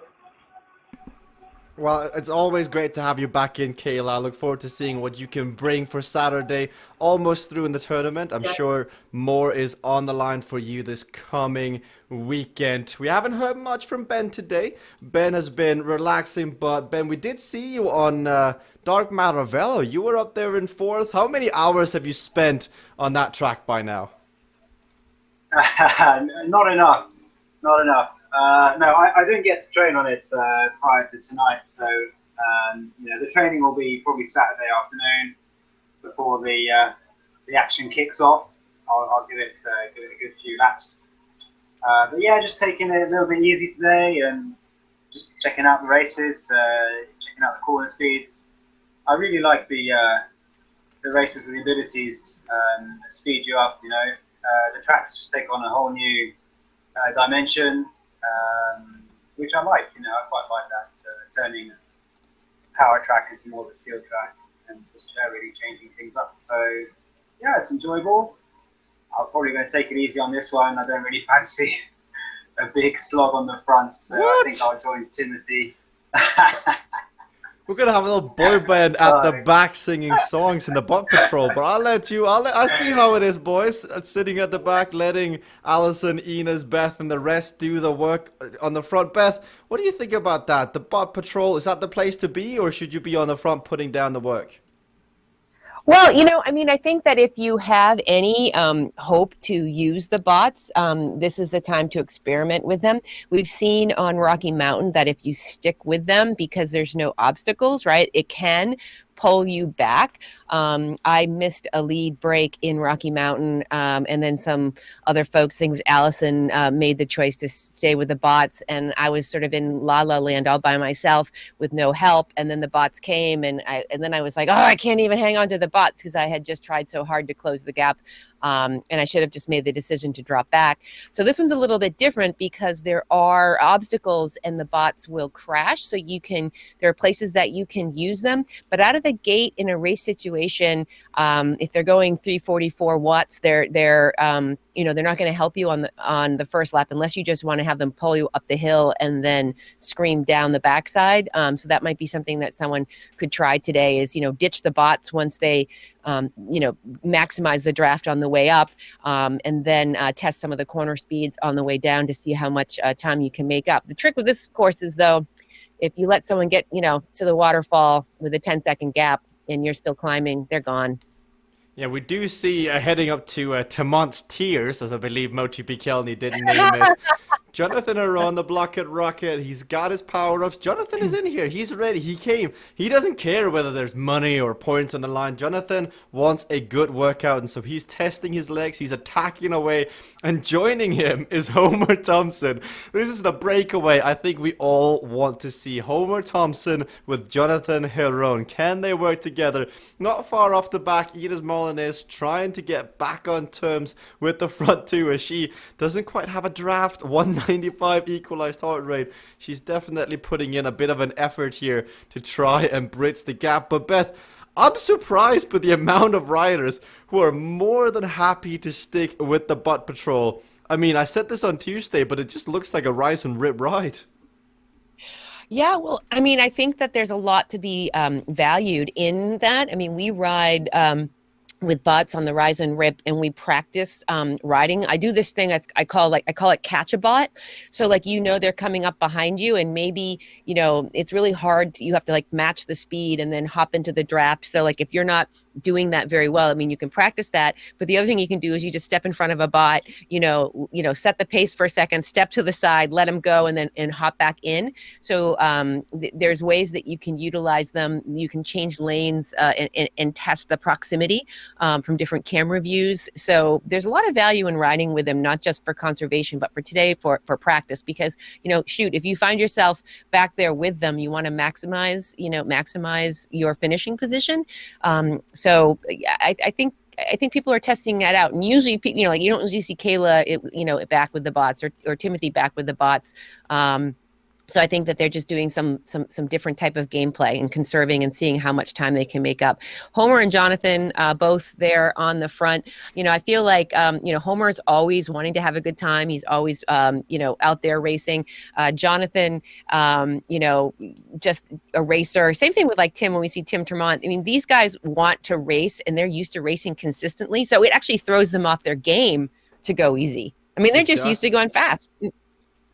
No, hi. No worries. But it's fun to see.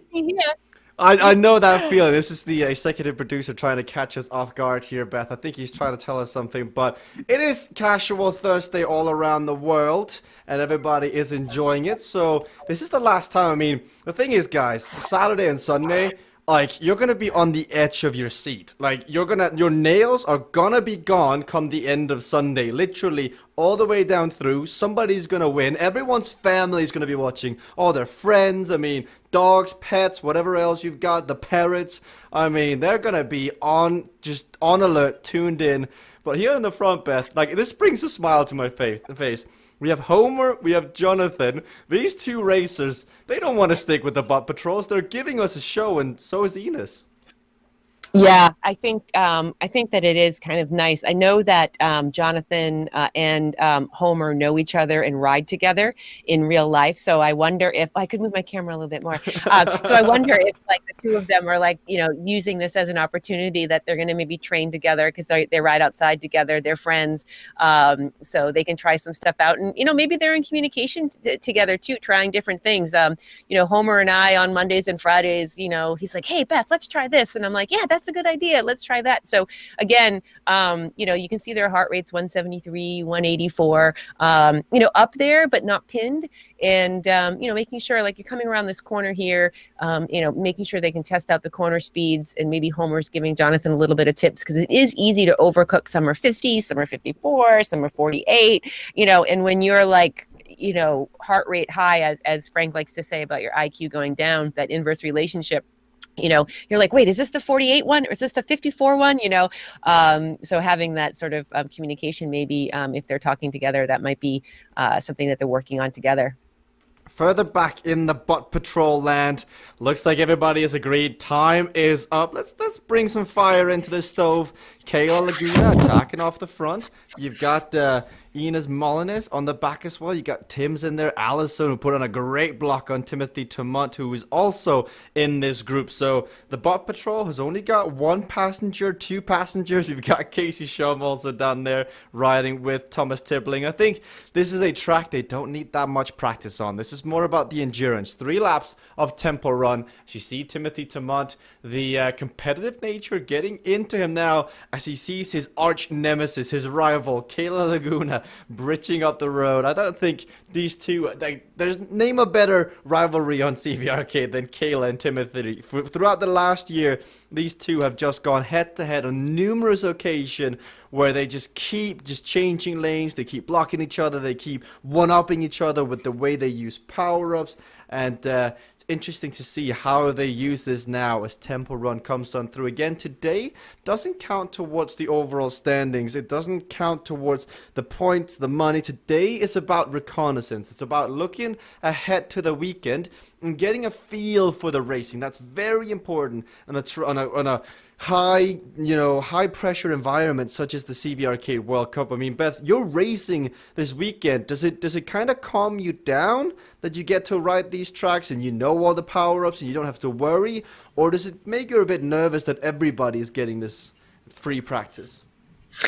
Well, I think that, we usually don't know the races this far in advance, and you don't know the conditions. So it does give everybody a little bit more time to prepare. If we stream them or not, or people kind of practice them on their own, people only have so much time.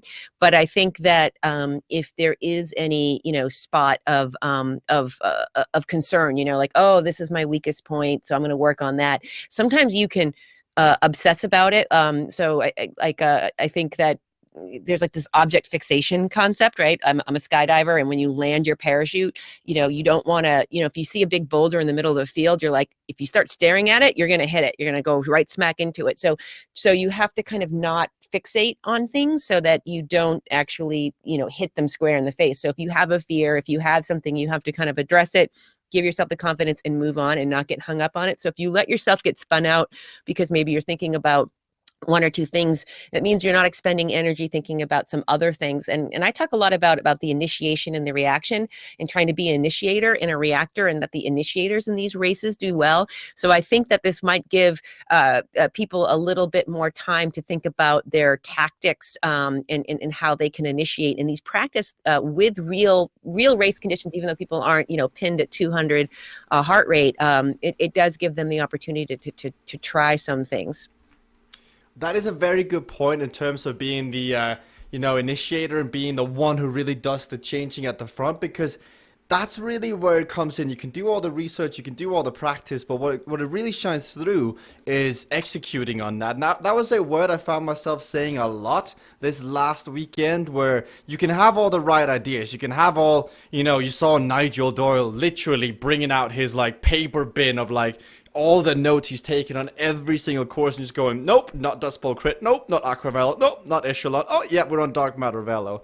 And you can have those notes, you can put in the efforts, but if you can't execute on all this practice, when it comes to game time, the lights are on and the pressure comes on, that's really what separates the top guys and top girls on the platform from the rest, is those that understand to keep their calm and execute on what they've learned when they come into that. And I think this will help in that descent, but I also think you can have a false sense of security that you go, oh, I know Tempo Run now, or I know Dust Bowl Crit, I know these power-ups, I have an idea, but you've got to be ready to be, turned on, got the engine running, and you're gonna need to suffer in the best possible way because you're racing for money without having to really pay an entry fee, without having to put money up front. You're in this amazing opportunity, and it comes down to how badly do you want it, how much homework have you done, and can you finalize that plan when it comes to game time. And I can't wait, Beth. I mean, we've done what, 6, 7, 8 podcasts now, you, me, and Victor, and every time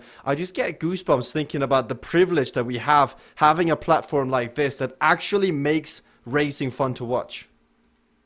Yeah, this is just so incredible in terms of the gameplay and the level of concentration that you see on these riders' faces, and the evolution of not just the gameplay, but the personalities.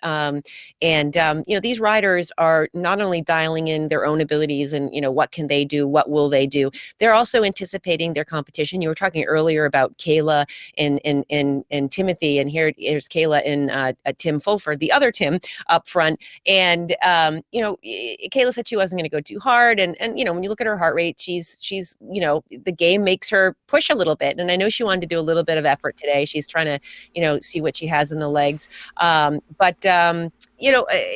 it's so fun because no two races are ever the same. Nothing is predictable. I mean, there's a consistent, with Tim winning consistently, one might say, it's Tim, but you never get the sense that that anybody has it in the bag. I mean, maybe after 3 out of 4 omniums, you have an idea of how the standings are going to shake out, but you don't know how all the individual races are going to play out, and that makes it really exciting to call. It makes it exciting to watch, and I'm always learning something. And right here, Kayla had an opportunity to put Tim into the rocks, but she had to find herself and move there. But I've been sandwiched into that rock, which you only only happens. Oh, you seeing this? But this was happening a while back before Timon's Tears, the waterfall. Jonathan was doing it, Ines was doing it, I think to some degree Tim was doing it, and I also saw Kayla doing it. So either intentional or non-intentional, but a bit of blocking as everyone is moving around. Definitely intentional from Jonathan, the block it rocket here, as they're having fun with it. Peter's off the back, Ines getting caught in the crossfire, but it's just when you don't have any money on the line, it's kind of fun to see the blocking to this extent. Well, yeah, there's not a lot of risk to it, right? Because, that was the one thing that we saw with the 4-up racing, that we didn't see the blocking because, to the points that we've been discussing earlier, you take yourself out of it. But, putting someone up against the rails, whether it's on Lakeview Lanes into the concrete or a rock on Temple Run or, that is another, you're not losing your speed for it. You're just holding your line and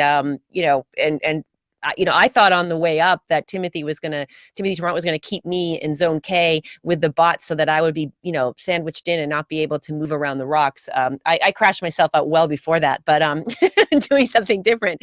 But the point is I was thinking about the rock and what my position was like a kilometer ahead of time, like way early, because I was like, wait, I'm in the middle of this pack here, and if I don't make a decision and figure out how to get myself out of it, I'm going to get slammed down. So they could practice these things now without a lot of risks, right? And these quick lane changes, and sometimes we see the racers doing stuff right on the edge where you're like, oh, wow, they got away with it. And I think they're testing the margins.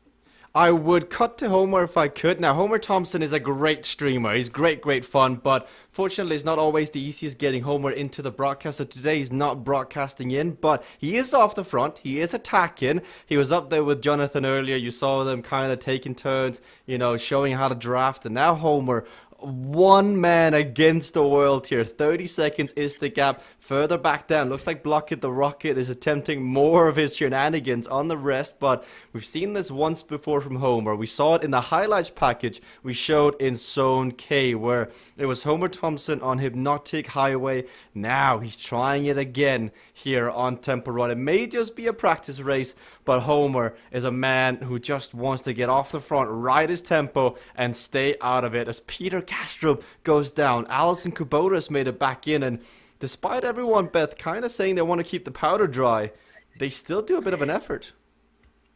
Yeah, they are. I mean, I'm looking at the heart rates, and Homer 190, Jonathan 184. Those numbers are up there. Tim is kind of in his tempo range where he's pretty comfortable. He again for Tim, I feel like he's so used to going hard all the time, and I know he's had a little bit of virus to recover from. But when you're used to racing, it's almost like dialing it back is hard, because from your confidence perspective, you feel like you have to go hard because that's the way your body is used to going. Here's Ben also there on screen. But I think, like, I think these riders do have to put a little bit of effort in. You don't want to come into the racing flat, right? You do need to get your heart rate up there. You do get, you need to prime those legs a little bit.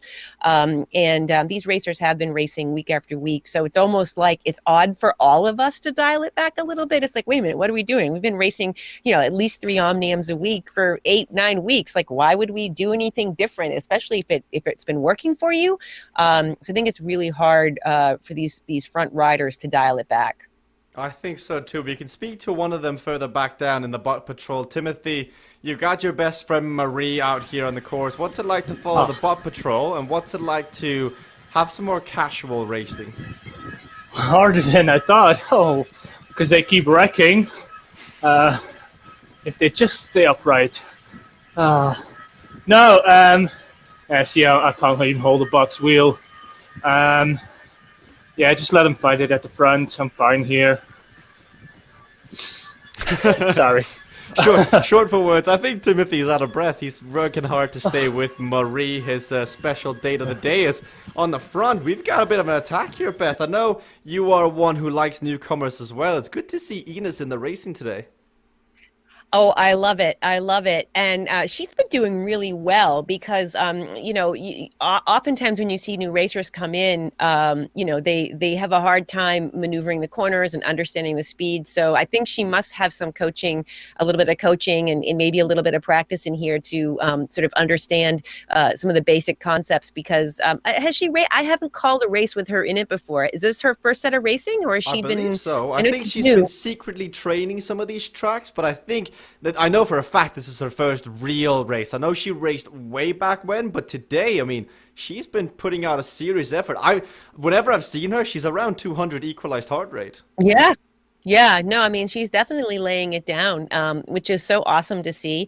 I was with a friend of mine earlier. She owns a bike shop, my local bike shop, and we got her in the platform, and she's like, "Oh my God, it's like real racing." I'm like, "Yeah, it's like real racing." And then, so we were like setting up a practice event, and she's like, "Oh, wait, so," and I'm like, "Yeah." And she's like, "Oh, I need to do some practicing first." Like, it was almost, she immediately got all of the different dynamics, but she was also like, "Oh, okay, you do want to do a little bit of homework before you get in." So of course I told her all about Rise and Rip, and I sold her on that. But she's going to join me. But yeah, no, Ines is doing great.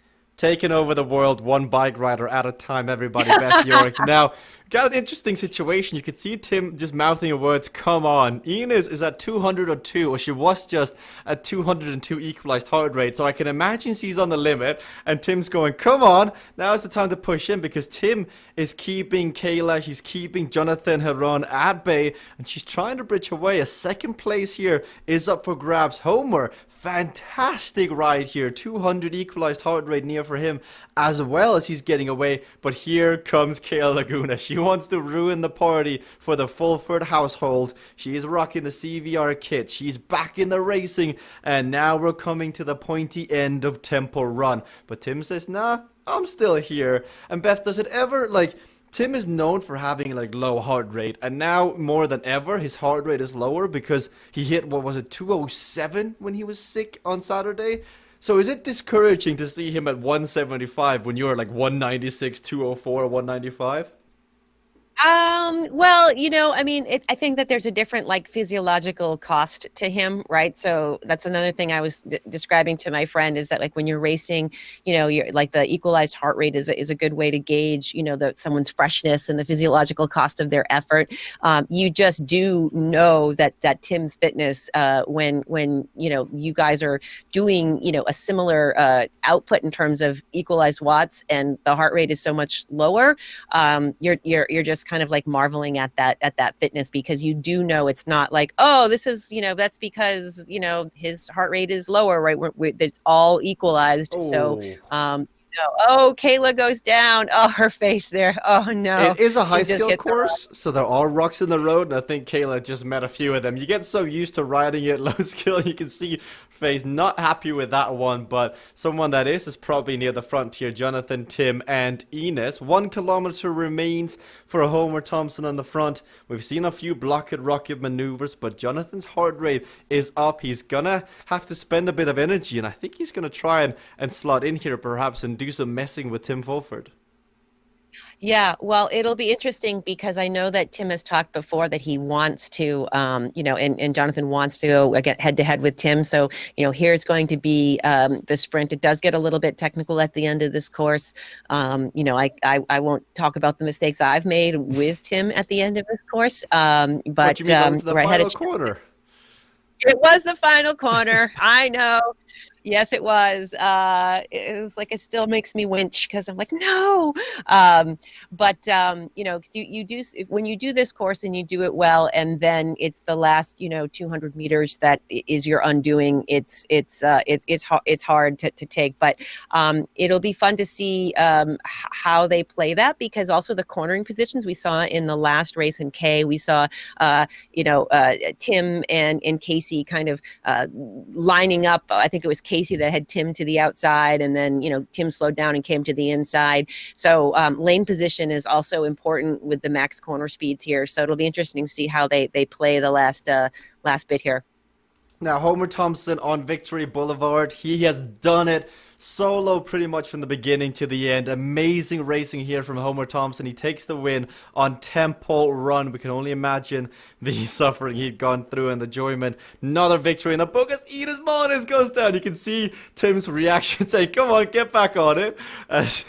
Side by side here, Jonathan and Tim. Once more, Tim with the weightlifted power. Racer's Edge will be more than what Jonathan had left. Fight for secondary positions. Kayla is not going to give Enos a run for her money. They're going to split it, and Enos, you see the thumbs up. For Tim's face though, Beth, that says it all. He was looking forward to a sprint, it looked like. Yeah. I mean, because Tim's talked about that before. This sort of the notion of like equalized, sprinting and the techniques behind it. So for sure, he wanted to maybe test some things out there. Now we got Ben finishing off Temple Run. Oh, he blocks Timothy! Oh, Oh my goodness. Timothy Tamont today has just been on the receiving end. I think Karma ringed and they were like, so we've got a bill here and it's due. And it was due today, Timothy. So we're just going to call in an enforcer.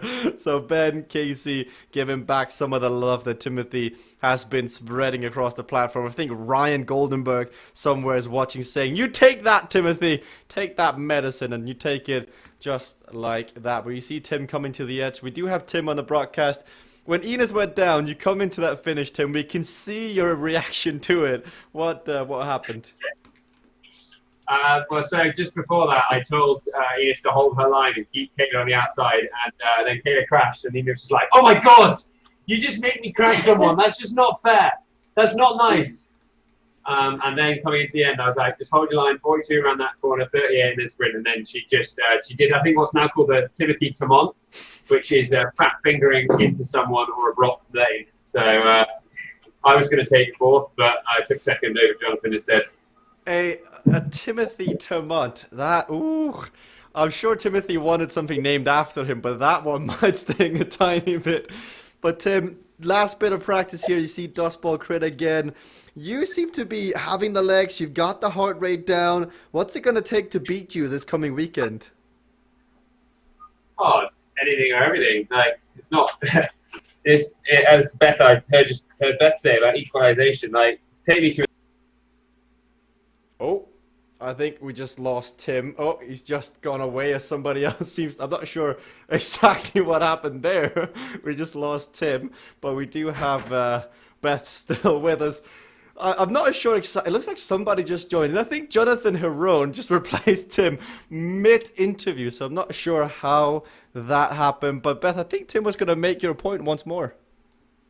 Yeah, I think that he's just going to give his point of view of the equalized sprinting, because I think that the way everyone's curves, you for 10 seconds you can hold this amount of watts, for 3 minutes you can hold this amount of watts, and it goes down and to the right, and how you execute your sprints, what your top level number is. Yeah, I think you need to go head to head in a sprint with people to actually kind of see how they apply how they apply that power. And if they come, some people ramp up to it, some people just dig in and put their heads down. We've seen people sprint in different styles.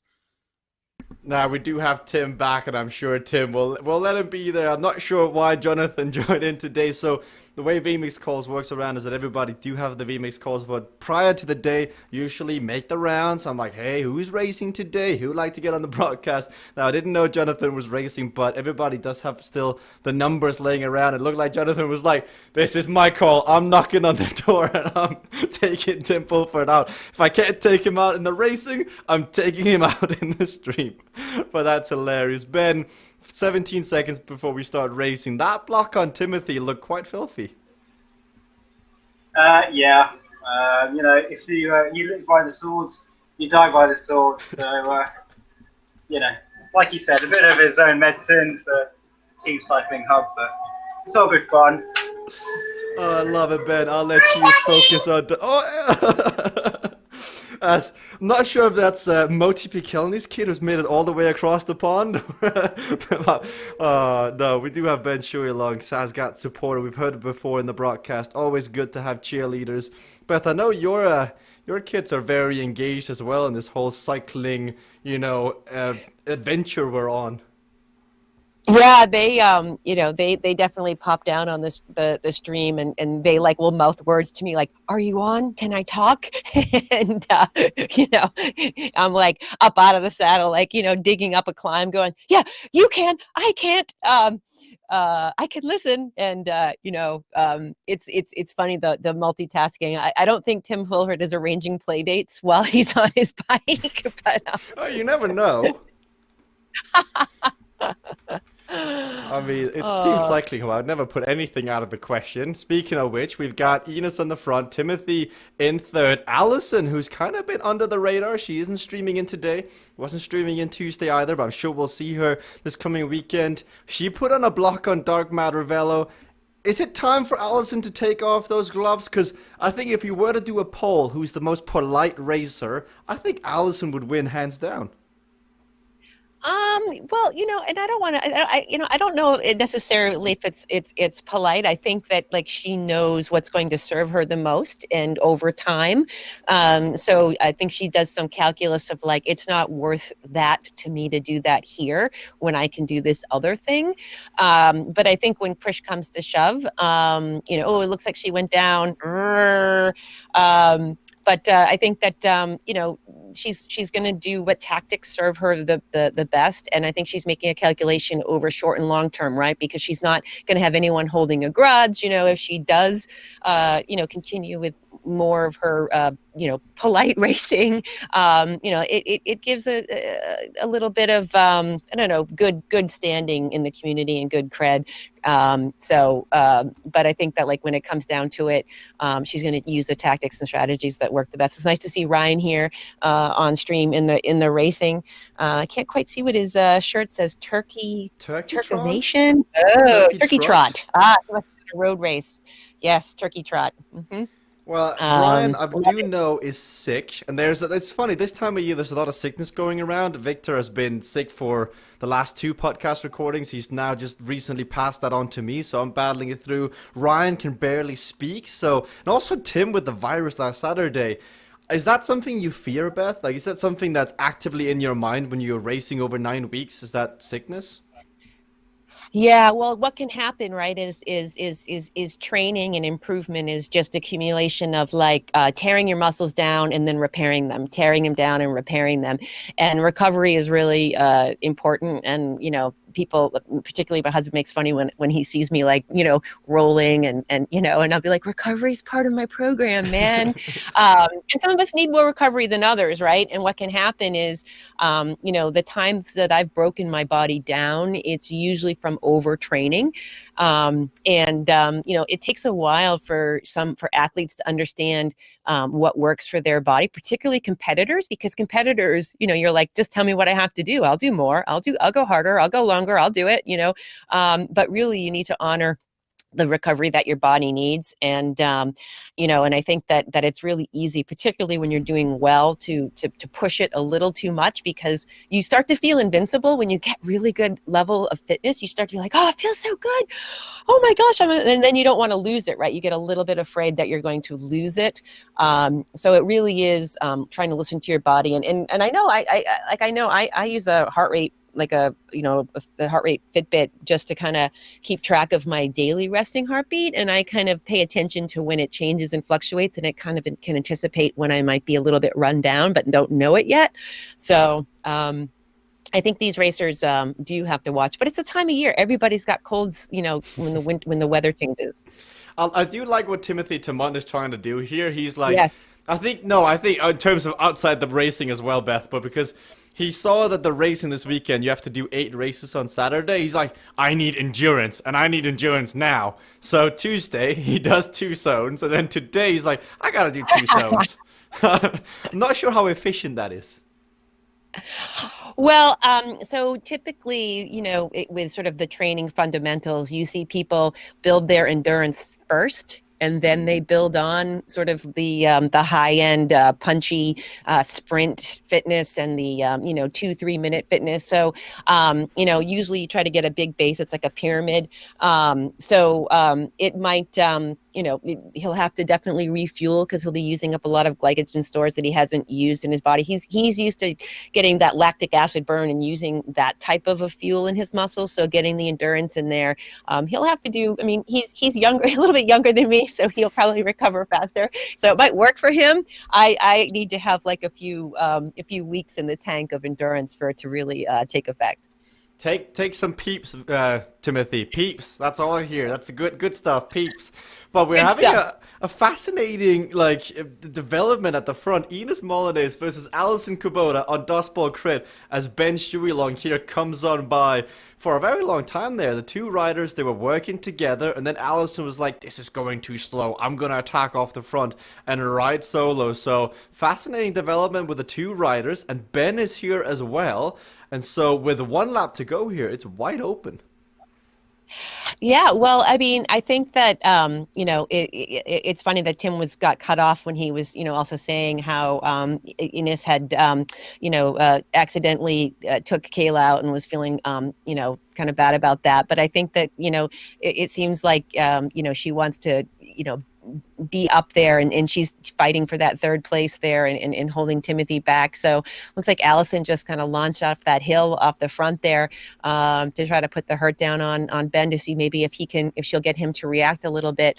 Could be testing this speed too, because that first part of the chicane is really fast, and then the second part you have to slow down enough. It looks like she played that to perfection in terms of her corner speed, but it wasn't enough to open up a big gap for Ben. Ben seems to be just holding pretty steady around 280, 300. Ines is going to be a threat to be reckoned with. She's got one of the best coaches in the game, one of the best racers in the game, and when she gets in the endurance, when she gets in the bit of knowledge of the game, she's going to be good. Speaking of the knowledge of the game, Ben Shuilong doing the inertia, late inertia on the last lap. He's got to be careful he doesn't crash through this corner here, but he brings it down. Can Alison work her way back? Because if there's one person who could possibly do it, a time trial on her own, up against the odds, it's Alison Kubota. But you've got to do a little bit of a mental math here in terms of, is it worth it? I can get back on terms, but this takes some serious matches, because recovery, you've only got realistically, two days, so 48 hours until you're racing again. And so you really got to be on it. But Ben Shuilong, Beth, this has got to be a confidence builder. Yeah, I think that he there was testing what we've seen. The inertia work there carried him up over the top. He knew to slow down enough for that next corner, but it was enough to just sort of stick Allison, get a few seconds on Allison. I think she would have been able to cover that and given him a little bit more of a run for his money, but I think she's kind of trying to save the legs where she was doing a steady effort, doing some tactics, and wasn't going to chase him down. But that's just Ben being an initiator, and we saw him do some pretty smart things over the last weekend. So I expect to see more interesting tactics from him this weekend. This is also Ben's own personal course. He's made Dust Bowl Right. I think it's the first time I've ever seen him win it, so took you long enough, Ben, but we'll get you there when we get to the track. See Timothy laughing as well. He crashed in the final corner. Enos and Allison coming second and third. We've got Homer crossing the line in fifth, joined by his CCC compadre Peter Kastrup, Ryan Goldenberg, Thomas Tipley, who's in here for the racing, and then Tim Fulford, who took a rester. We've got one more race today, but it's gonna be a good race. We've got Ben in the broadcast as we watch the highlights. Ben, you've created this track. We've raced it for months now. How come it took you so long to win it? Oh, I don't know. Just because you made it, it's all about practice. Getting to know those corners, and I don't get maybe as much practice as I should. But I'm pleased actually. Even if people were taking it a little bit easy, I'm pleased with that one. I managed to stay upright and take the corners quite fast. So I've been trying to take them a bit faster than I used to, but. So I'm pleased. I'm pleased with that, and I get another try at Dark Matter Velo, a little bit more training before Saturday. So all good. I think we're all waiting in anticipation of what you're gonna do here, Ben. But what happened to your little cheerleader? I'm pretty sure that must have been the reason you just won. Maybe. She's just one of them just got back from brownies. Good fun with them. Wait, did someone say brownies? Is there snacks? Yeah. Well, I don't know. This is my what? That's my recovery food, but this one's empty. Honestly,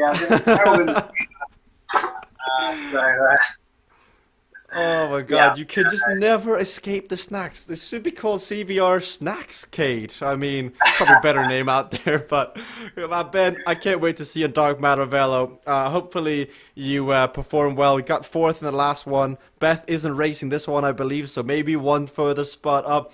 But let's make a quick round here to those we haven't had much of a chance of racing here. Chatting to is, I think Ryan's voice is gone. We've got Timothy here for the last time of the day. Timothy, Tim wants to call the fat finger the Timothy Tamont maneuver. What do you got to say to that? I mean, he's not wrong. Yeah, I'll take it. Oh my god, I'm dead. Sorry. Are you sure this was the best idea to build stamina prior to Saturday's racing? We'll answer that Saturday and Sunday. We're doing good. Great practice. Looking like I'm second overall again, so I think keeping it easy on the temple run was the best call, because I did it the first Omnium, now the second, and I'm still good in contention. So, yeah, some good tactics, good practice. I'm ready for this one. Well, we'll see how you perform in this one, Timothy. Good luck in Dark Matter Velo. Beth, what do you think of all these techniques having names, being, the Kastrup maneuver, the Timothy Tamont, the Kastrup corner, the Tamont's tears? I'm starting to hear a lot of these are Timothy Tamont themed. I think it's awesome. I think it's years down the road, people will be like, oh yeah, that was, I know that guy, because they just have this sort of this infamous a way to live in history. So I think it's pretty awesome, because I think at the end of the day, someone, having these monuments, if you will, in the game. It's pretty cool. I heard you say I don't think Beth's racing. I'm like, oh, I should get on my bike and practice. That was a good shout. I'll let you practice this one, Beth. I'll let you concentrate, and I can take it from here. We've got the pocket rocket, the blocket rocket in the broadcast here. We do have Jonathan Herone in the broadcast, which is good to see. We'll see if he can keep it up right here as he's attentive, he's learning, he's figuring out how to race this one.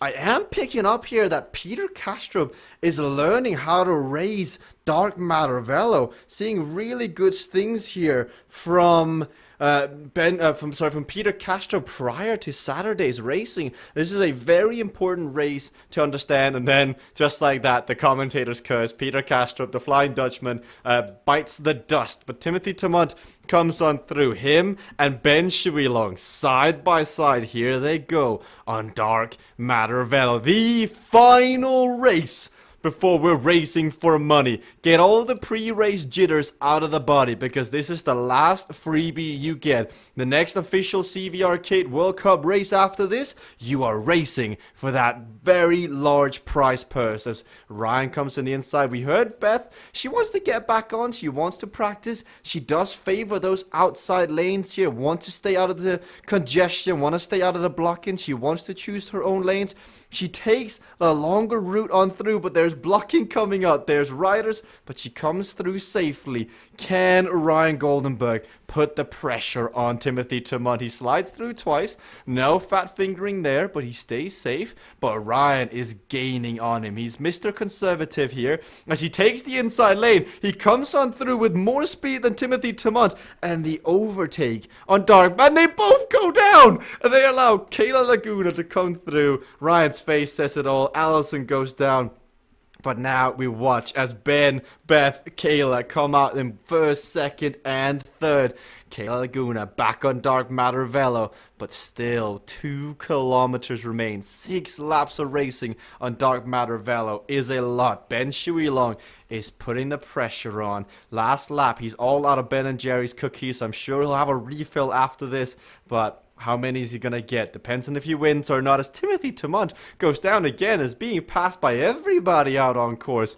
Perhaps not the best exit to the day that he would have wanted, but I think physically as well as mentally, he may have checked out for the day, as Beth moves over to the right. She's got a chance of overtaking Ben Shuilong on the inside here if she opts to do so, but she's keeping it consistent. She knows the wind is about to change, and she's riding it to the limit here. 34.4, she's doing very well. But speaking of doing very well, with 5 laps remaining, Kayla Laguna, she has dodged all the crashes. She saw Timothy go down, saw Ryan go down, and now all she needs to do is ride consistently. And her heart rate is coming up. She's in a winning position now, and you can see the heart rate starting to reflect the adrenaline that's pumping through the body. Further back, Ryan Goldenberg is getting ready for the overtake. So Ben Shuilong practicing Dark Matter Velo, but he is favoring that outside lane. So far, it hasn't really paid off, but Ryan is getting into a lane where there's another rider. And here comes the overtake. The Velocity Vixen rider has fit into second position. And with Kayla's victory here, she's actually taking the Omnium. Even though it doesn't matter really, the bragging rights as now Ben sees it. If Ben comes second, despite Kayla winning as Beth crashes, Ben will win the Omnium. If Kayla wins and Ben comes third or less, Kayla goes on to win. So there's a bit of bragging rights here. There's a bit on the line, but and it comes down to how much are you willing to sacrifice for that. For Kayla, I think she wants that victory. I think she wants that feel-good moment to take with her into the racing on Saturday. That's where we all begin. This time on Saturday, it is time to see who's going to qualify straight on through to Sunday and who will have to visit the lower bracket as Kayla sprints on through. 34, she stays safe. Ryan Goldenberg in second has got a 2-second lead on Ben, and bearing another crash from Ryan, I think he's got this one as Timothy Tamont has made his way back. He's in fourth, but 13 seconds in 400 meters. That is going to be tough to make on up as Ryan can see Kayla.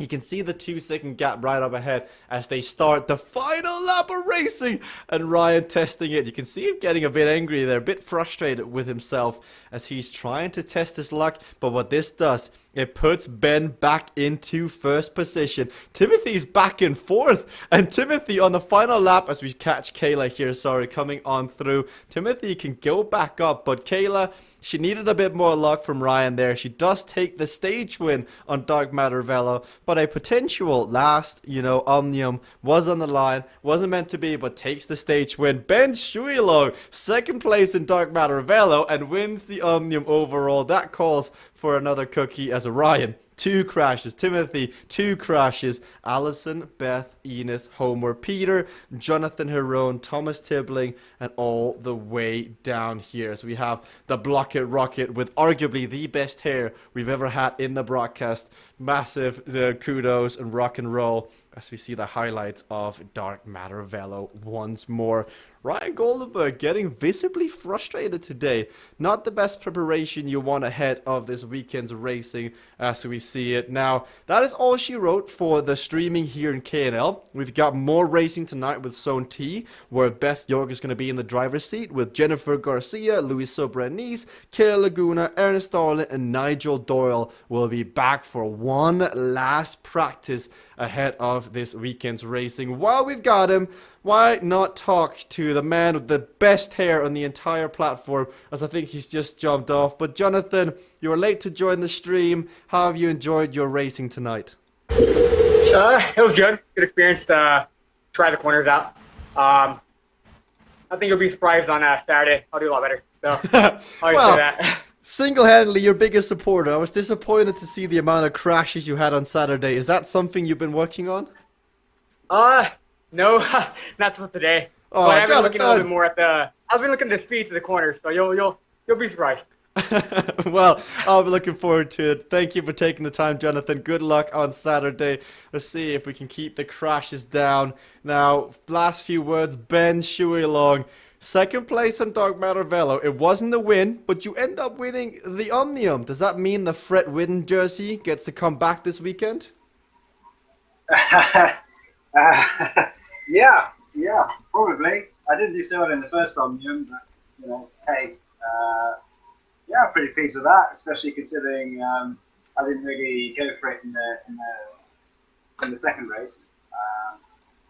But yeah, no, I'm pleased. It was good practice, really good practice, and just try and rest up, get ready for Saturday. It's I'm quite excited. And I guess for me, I think, there is a bit of pressure actually. I think the nerves maybe got to me, especially on the Dark Matter Velo last weekend in the final then. Just try and focus. 8 races is quite long, so I think if I can focus and just try and get consistent results without necessarily going all out for the win every time, I think that's going to be my tactic. Just try and be consistent and try and be solid on the skill, and hopefully that'll carry me through to the next round, and then we'll see what happens. Bring it on, Ben. I can't wait to see. It's been a great journey, and I am honored to be on here with you. Congratulations on the Omnium win, but winning the last stage was Kayla Laguna. Kayla, winning Dark Matter Velo, taking that victory. That was quite a chaotic race.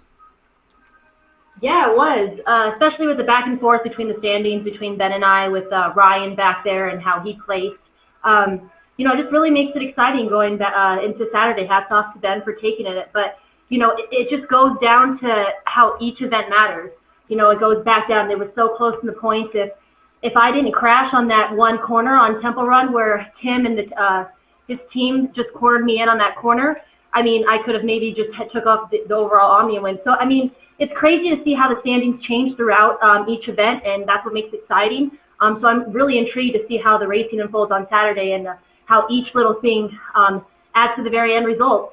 So just super excited.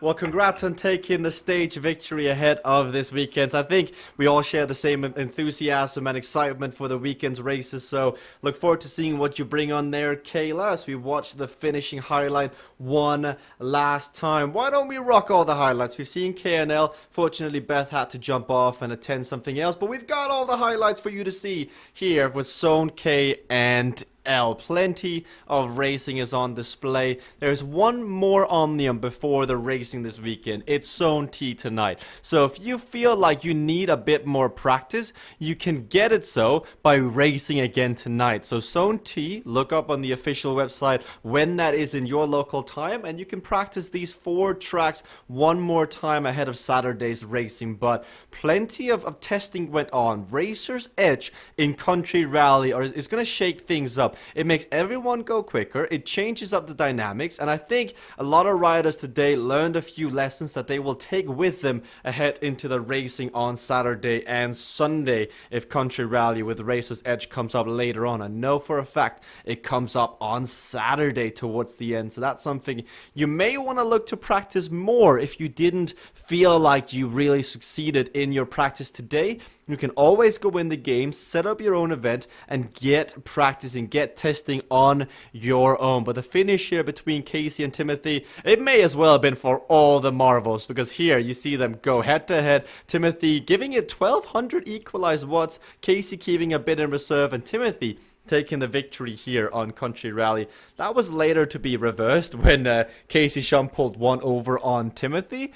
But all in all, I think a lot of good things were on display today. We had Frank in the co-commentary booth for the first zone and talking to him about the arc of the game, talking about, you know, the level of intensity and the level of immersiveness that the gameplay does offer you. And so it's good to hear, I mean, this is just season 1. Like, this is just, if you imagine a massive ladder, we're kind of on the first 3 steps, 2 steps, and the ladder, I'm looking up, I see 10, I see 20, I see 100 more steps up there. And that's really what I think is so exciting, is that season 1 of the CVRcade World Cup is now coming to a close this coming weekend. But that doesn't mean the CVRcade World Cup is coming to a close. It doesn't mean the racing is going to stop. We now have more racing, and in the new year, I believe, season 2 will look to begin, and all these races they've learned, and now when we get to the point scoring next season, they have learned these tracks. They'll have to get accustomed if new power-ups do become available,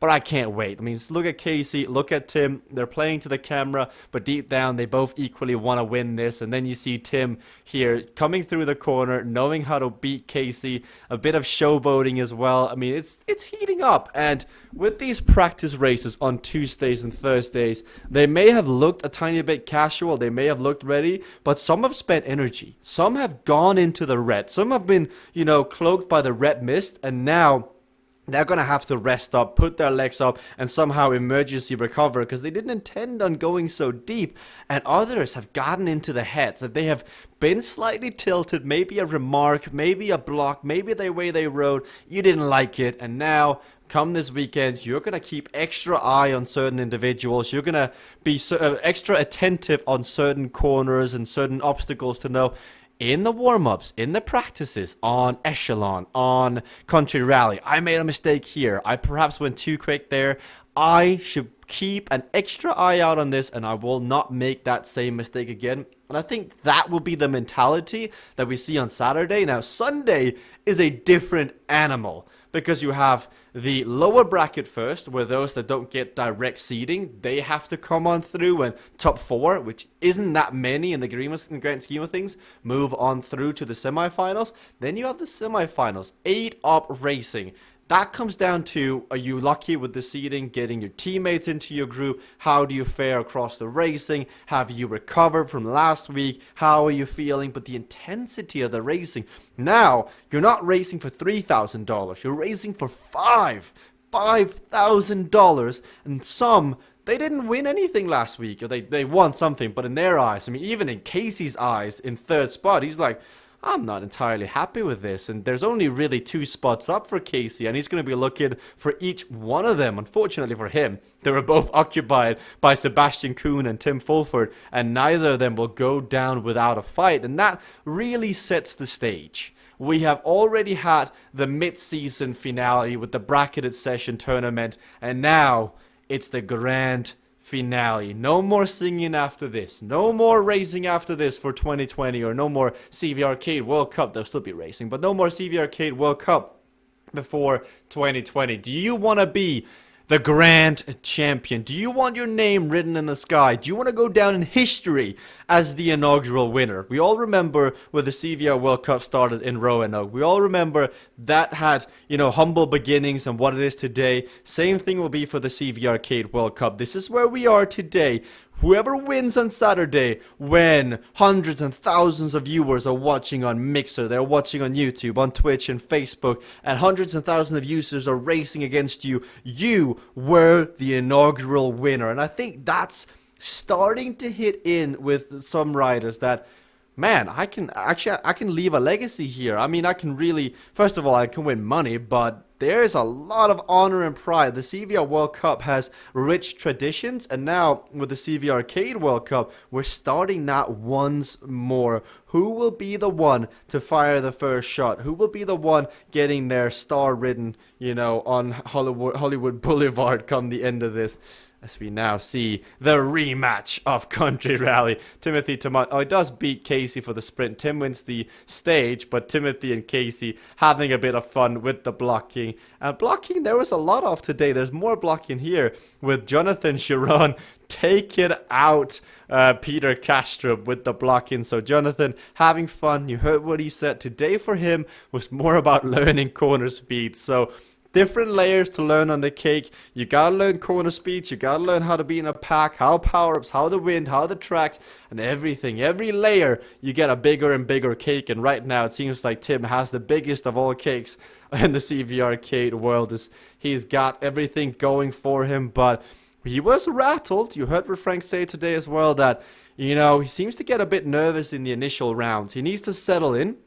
He needs to find his initial confidence, and that is, if something he doesn't find early on, he could be in a spot of bother. Plenty of racing, plenty of opportunities, more racing coming up. I can't wait. Honestly, this has been so much fun in 2019, seeing the arc, seeing the progression, seeing the stream. Like, the stream in particular is my baby. I love doing the stream and seeing how far visually it's come, seeing how far quality and entertainment wise it's come. I can't wait to see what we all do it, because it's a collective. Without the racers, there wouldn't be no stream. Without the CVRcade platform, there'd be no stream. And it's just so much fun, and thank you all for making this incredibly entertaining to come back to every Tuesday, Thursday and Saturday. I think Nigel the other day said it very well, that it's getting summer outside, it's getting nice, but all I'm thinking about is, what's the corner speed on Echelon? What the Razor's Edge plus weight lifted on Echelon, how does that change some things? And that's what makes the game so fun. There's always something to theorycraft, there's always something in your back of the mind, but that is all she wrote today, ladies and gentlemen. I hope you've enjoyed this broadcast of CVRcade World Cup. If you have enjoyed it, make sure to click that follow button down below. We will be live again in 7 hours with the Zone T, the last zone prior to the racing this Saturday. And so if you want to watch that, click the follow button down below. If you want to join in on the racing, you can head to CVRcade.com, sign up, get involved. If you need some of the hardware, there's also a hardware store on CVRcade.com where you can get all the equipment you need. But until next time, my name has been Jesper Anker, and I can't wait to see this weekend. Set your alarm, get your snacks. It's gonna be great, but we'll see you for Zone T, and I'll see you on Saturday.